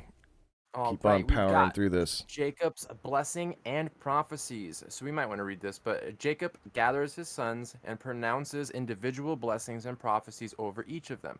He foretells the destiny of each tribe of Israel, their strengths, weaknesses, and future roles. Jacob also requests to be buried in the cave of Machpelah, with his, I hope I said that right, with his ancestors, and he peacefully breathes his last breath. And so basically what he's saying here, and I believe what he does is asks Joseph to swear by an oath that he will bury me in the land of Canaan. I'm almost right, I'm positive Yeah. this happened, right? Okay. Yep. So So he's, go for it, go for it. yeah, I was just gonna say, there's obviously 12 of these different, or possibly, yeah, there's 12 of these different blessings. I don't think we need to read all of them. No, Um, yeah. but I'm gonna read the one that I think, and this is just my own personal belief. I'm not gonna make a spiritual claim, but I think this is the one that's most pertinent to us. Okay, because this is the promise that this is the son that we get grafted into the family of Abraham through. Okay, and that's Judah. Okay. Okay, so Jesus Christ is the Lion of the tribe of Judah. He's a descendant of Judah. Okay, and so what we see in verse 8 of chapter 49, it says, Judah, your brothers will praise you. You will grasp your enemies by the neck. All your relatives will bow before you. Judah, my son, is a young lion that has finished eating its prey. Like a lion, he crouches and lies down, like a lioness who dares to rouse him. And so, what this is predicting is it's predicting Jesus Christ. Okay? So, through Jesus Christ, all of his brothers will praise Judah. Okay? And through Jesus Christ, you will grasp your enemies by the neck. He's going to, put them into the winepress of God's wrath through Jesus Christ. Right? All your relatives will bow before you through Jesus Christ. So I think that's the most important of the prophecies for us, because that's the one that Jesus ultimately fulfills on the cross, and will ultimately in the future fulfill that by sitting on the throne of David and ruling over the earth for 1,000 years. That's Yeah. so. I don't know that we have time to go through every single one of these. There's amazing things No. in a lot of them, but to me, that's the most pertinent, the most important to us, because through that prophecy, through the sacrifice of Jesus Christ, that's how we get grafted into the family of Abraham. So I'm not going to claim that we're of the tribe of Judah. That would be improper. But because of this prophecy and because We're of adopted into that line. that's how we get to be adopted into the family at all. So I find that very special and wonderful. So All right, so for our audience, if you want to go read those blessings and yes, prophecies, that's going to be Genesis chapter 49. uh, All right, and we are. What, did you have anything you wanted to say? nope. I just was gonna say I highly recommend that everybody goes and reads this whole story. It's beautiful and wonderful, and just read your Bible every day. That's really important. You, So you definitely get spiritually fed. You have two stomachs. You've got your physical stomach and you've got your spiritual stomach, and you might be spiritually starving. So you might want to pick up that Bible and read His Word. It does definitely, something that I can't even explain. Um, but yeah, let's go on and we'll move into chapter 50 of Genesis, Joseph's kindness and Jacob's burial. So Joseph mourns his father's death and requests permission from Pharaoh to bury Jacob in Canaan. Oh, so this is where I was getting that. A large entourage, including Joseph's brothers and Pharaoh's officials, accompanies them. So basically, Pharaoh's like, "Yeah, take my soldiers too." Like he's like, it's cool seeing Joseph just like lavished by Pharaoh, because mm-hmm. it's really cool. After the Yep. burial, Joseph's brothers fear that he might seek revenge for their earlier betrayal, but Joseph assures them of his forgiveness. He reminds them that what they intended for evil, God used for good, and I'm going to have you read that Genesis chapter 50, verse 20, which is basically saying the same thing. Joseph lives to see his great grandchildren and promises that God will bring Israel out of Egypt and back to the promised land. Huge foreshadowing. And then the book of Genesis subsequently keeps going until it concludes with Joseph's death. So, and then you pick up with in Exodus, where it kind of basically says a new Pharaoh comes to power that didn't know Mm-hmm. anything of Joseph or what he's done. But go ahead and touch on us for in chapter 50, anything that we need to know about burying Jacob. Parent, so that means Jacob's bones are somewhere in Canaan. That's crazy to think about. Mm-hmm. Let's see. He assures them of the forgiveness. He reminds them that. Oh yeah. So can you what that verse? That verse is really big. Which verse? Genesis 50, chapter verse 20. 50 verse 20. Oh, it says you intended to harm me, but okay. Read that in NKJV. Yeah. You want the NKJV? Okay. Or do KJV and NKJV. Okay, I'll just do KJV. We'll go old school here. I like the way that it flows. Where is it? There we go. Okay. So, we'll start a couple verses ahead, and it says, and his in chapter 50 verse 18, and his brethren also went and fell down before his face, and they said, Behold, we be thy servants. And Joseph said unto them, Fear not, for am I in the place of God? But as for you, ye thought evil against me, but God meant it unto good, to bring to pass, as it is this day, to save much people alive. One more time, can we do that same verse in I'll do NKJV? NKJV. Oh man, my brain did not like that at all. So if you guys, by the way, for our viewers really quick, if you want a very easy, flowy, almost reads like a kid book way of reading the Bible, I would recommend the NLT. You can blow through some chapters just because you don't have to do mental gymnastics. But if you're a seasoned reader, you might want to give it a shot because it's kind of like Shakespearean with the King James version. But I read the New Living Translation. That's what we normally read off of. But go ahead. Yep. We used to use the NKJV, but yeah, we switched over to the NLT, and that's what we're going to be using going forward. Chapter 50, verse 19 in the NKJV, it says, Joseph said to them, Do not be afraid, for am I in the place of God? But as for you, you meant evil against me, but God meant it for good, in order to bring it about, as it is this day, to save many people alive. Now, therefore, do not be afraid. I will provide for you and your little ones. And he comforted them and spoke kindly to them. And so this was a really big fear of theirs. So the brothers were legitimately afraid that once their dad died, there wasn't any protection for them or for their families. And Joseph had the authority and the right to have them executed. He could have just said, remember Esau? Done. When Isaac died, he's like, I'm gonna kill Jacob. Well, actually, it was the opposite. Jacob ran away thinking that Esau would kill him, but once his father died and he ends up coming back, Esau actually wasn't all that harsh to him. So he wasn't he's not happy with him. They're not best friends. But we see the whole scenario. There's a whole So it's actually funny how wrong Jacob was about that and how much he thought his brother was going to kill him. And then the same thing happens here, where all the brothers think that Joseph is going to have them killed. And again, it was a legitimate fear. What they did to him was horrifyingly evil. Okay, they literally one of their brothers him of his robe and dumped him in a ditch, and then let him get sold into slavery. Okay, for less than what a slave's cost, I've found out, is 30 pieces of silver. They sold him for 20 pieces of silver, not even a full 30. They just didn't even care whatever they were gonna pay for this guy. Exactly. And so, when Joseph is saying this, it's I don't know if they believed him. I hope that his brothers did, but it was a very hopefully reassuring thing to them to hear that, despite I'm gonna let this go. Yeah. Well, and despite the evil, he admits it is evil what they did to him, but despite that evil, God took that evil act and turned it into something good, something that he could show his glory in. And that's ultimately what God does with all sin. And so ultimately the conquering of all sin happened in Jesus Christ when he went to the cross and died for our sins.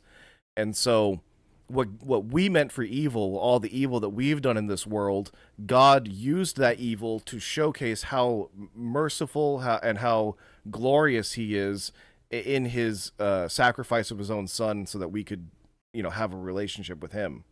Yeah, So and he basically promises that no matter what you've done coming to Jesus, your slate is wiped clean. You put your faith. I hmm mean, it might not be wiped clean with the state.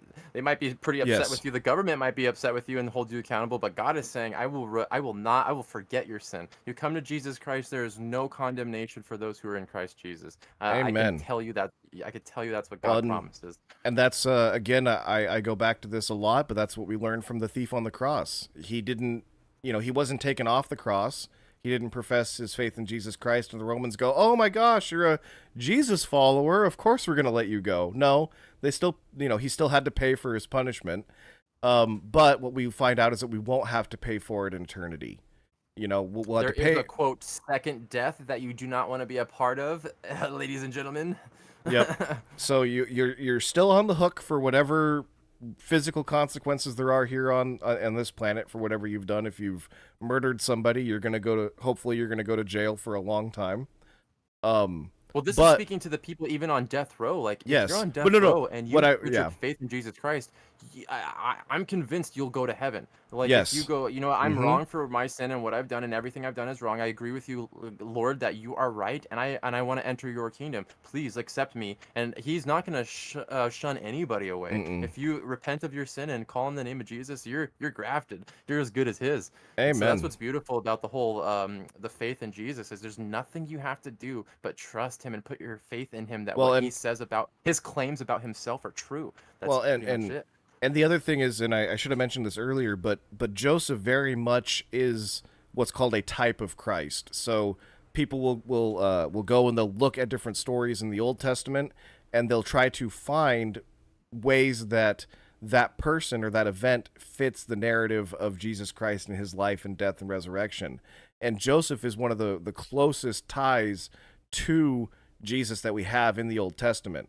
And literally, he got murdered by his brothers. Jesus gets murdered by his brothers, the people of Judas, one Israel. of the people that's a tribe of But Israel, yeah. but the Jews themselves, like the high priest, that whole system, the Jewish system, is what ultimately gets him murdered, along with the Oh, Roman you're just system. saying Jews in general are your brothers. Yes, and so they are literally like they see each other as each other's brothers. That's like they call each other brother and that sort of thing to a certain extent.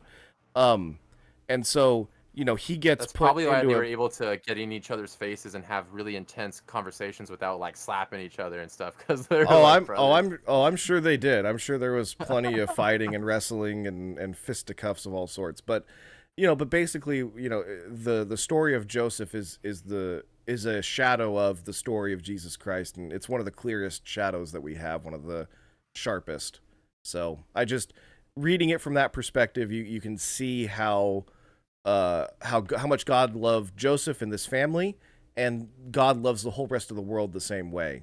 And that despite the fact that we took God's son, our another man, so in a sense through Adam he's our brother, and we put him in a ditch to die, left him to die in a ditch, just like what these people did to Joseph. We would have done the same thing to Jesus Christ.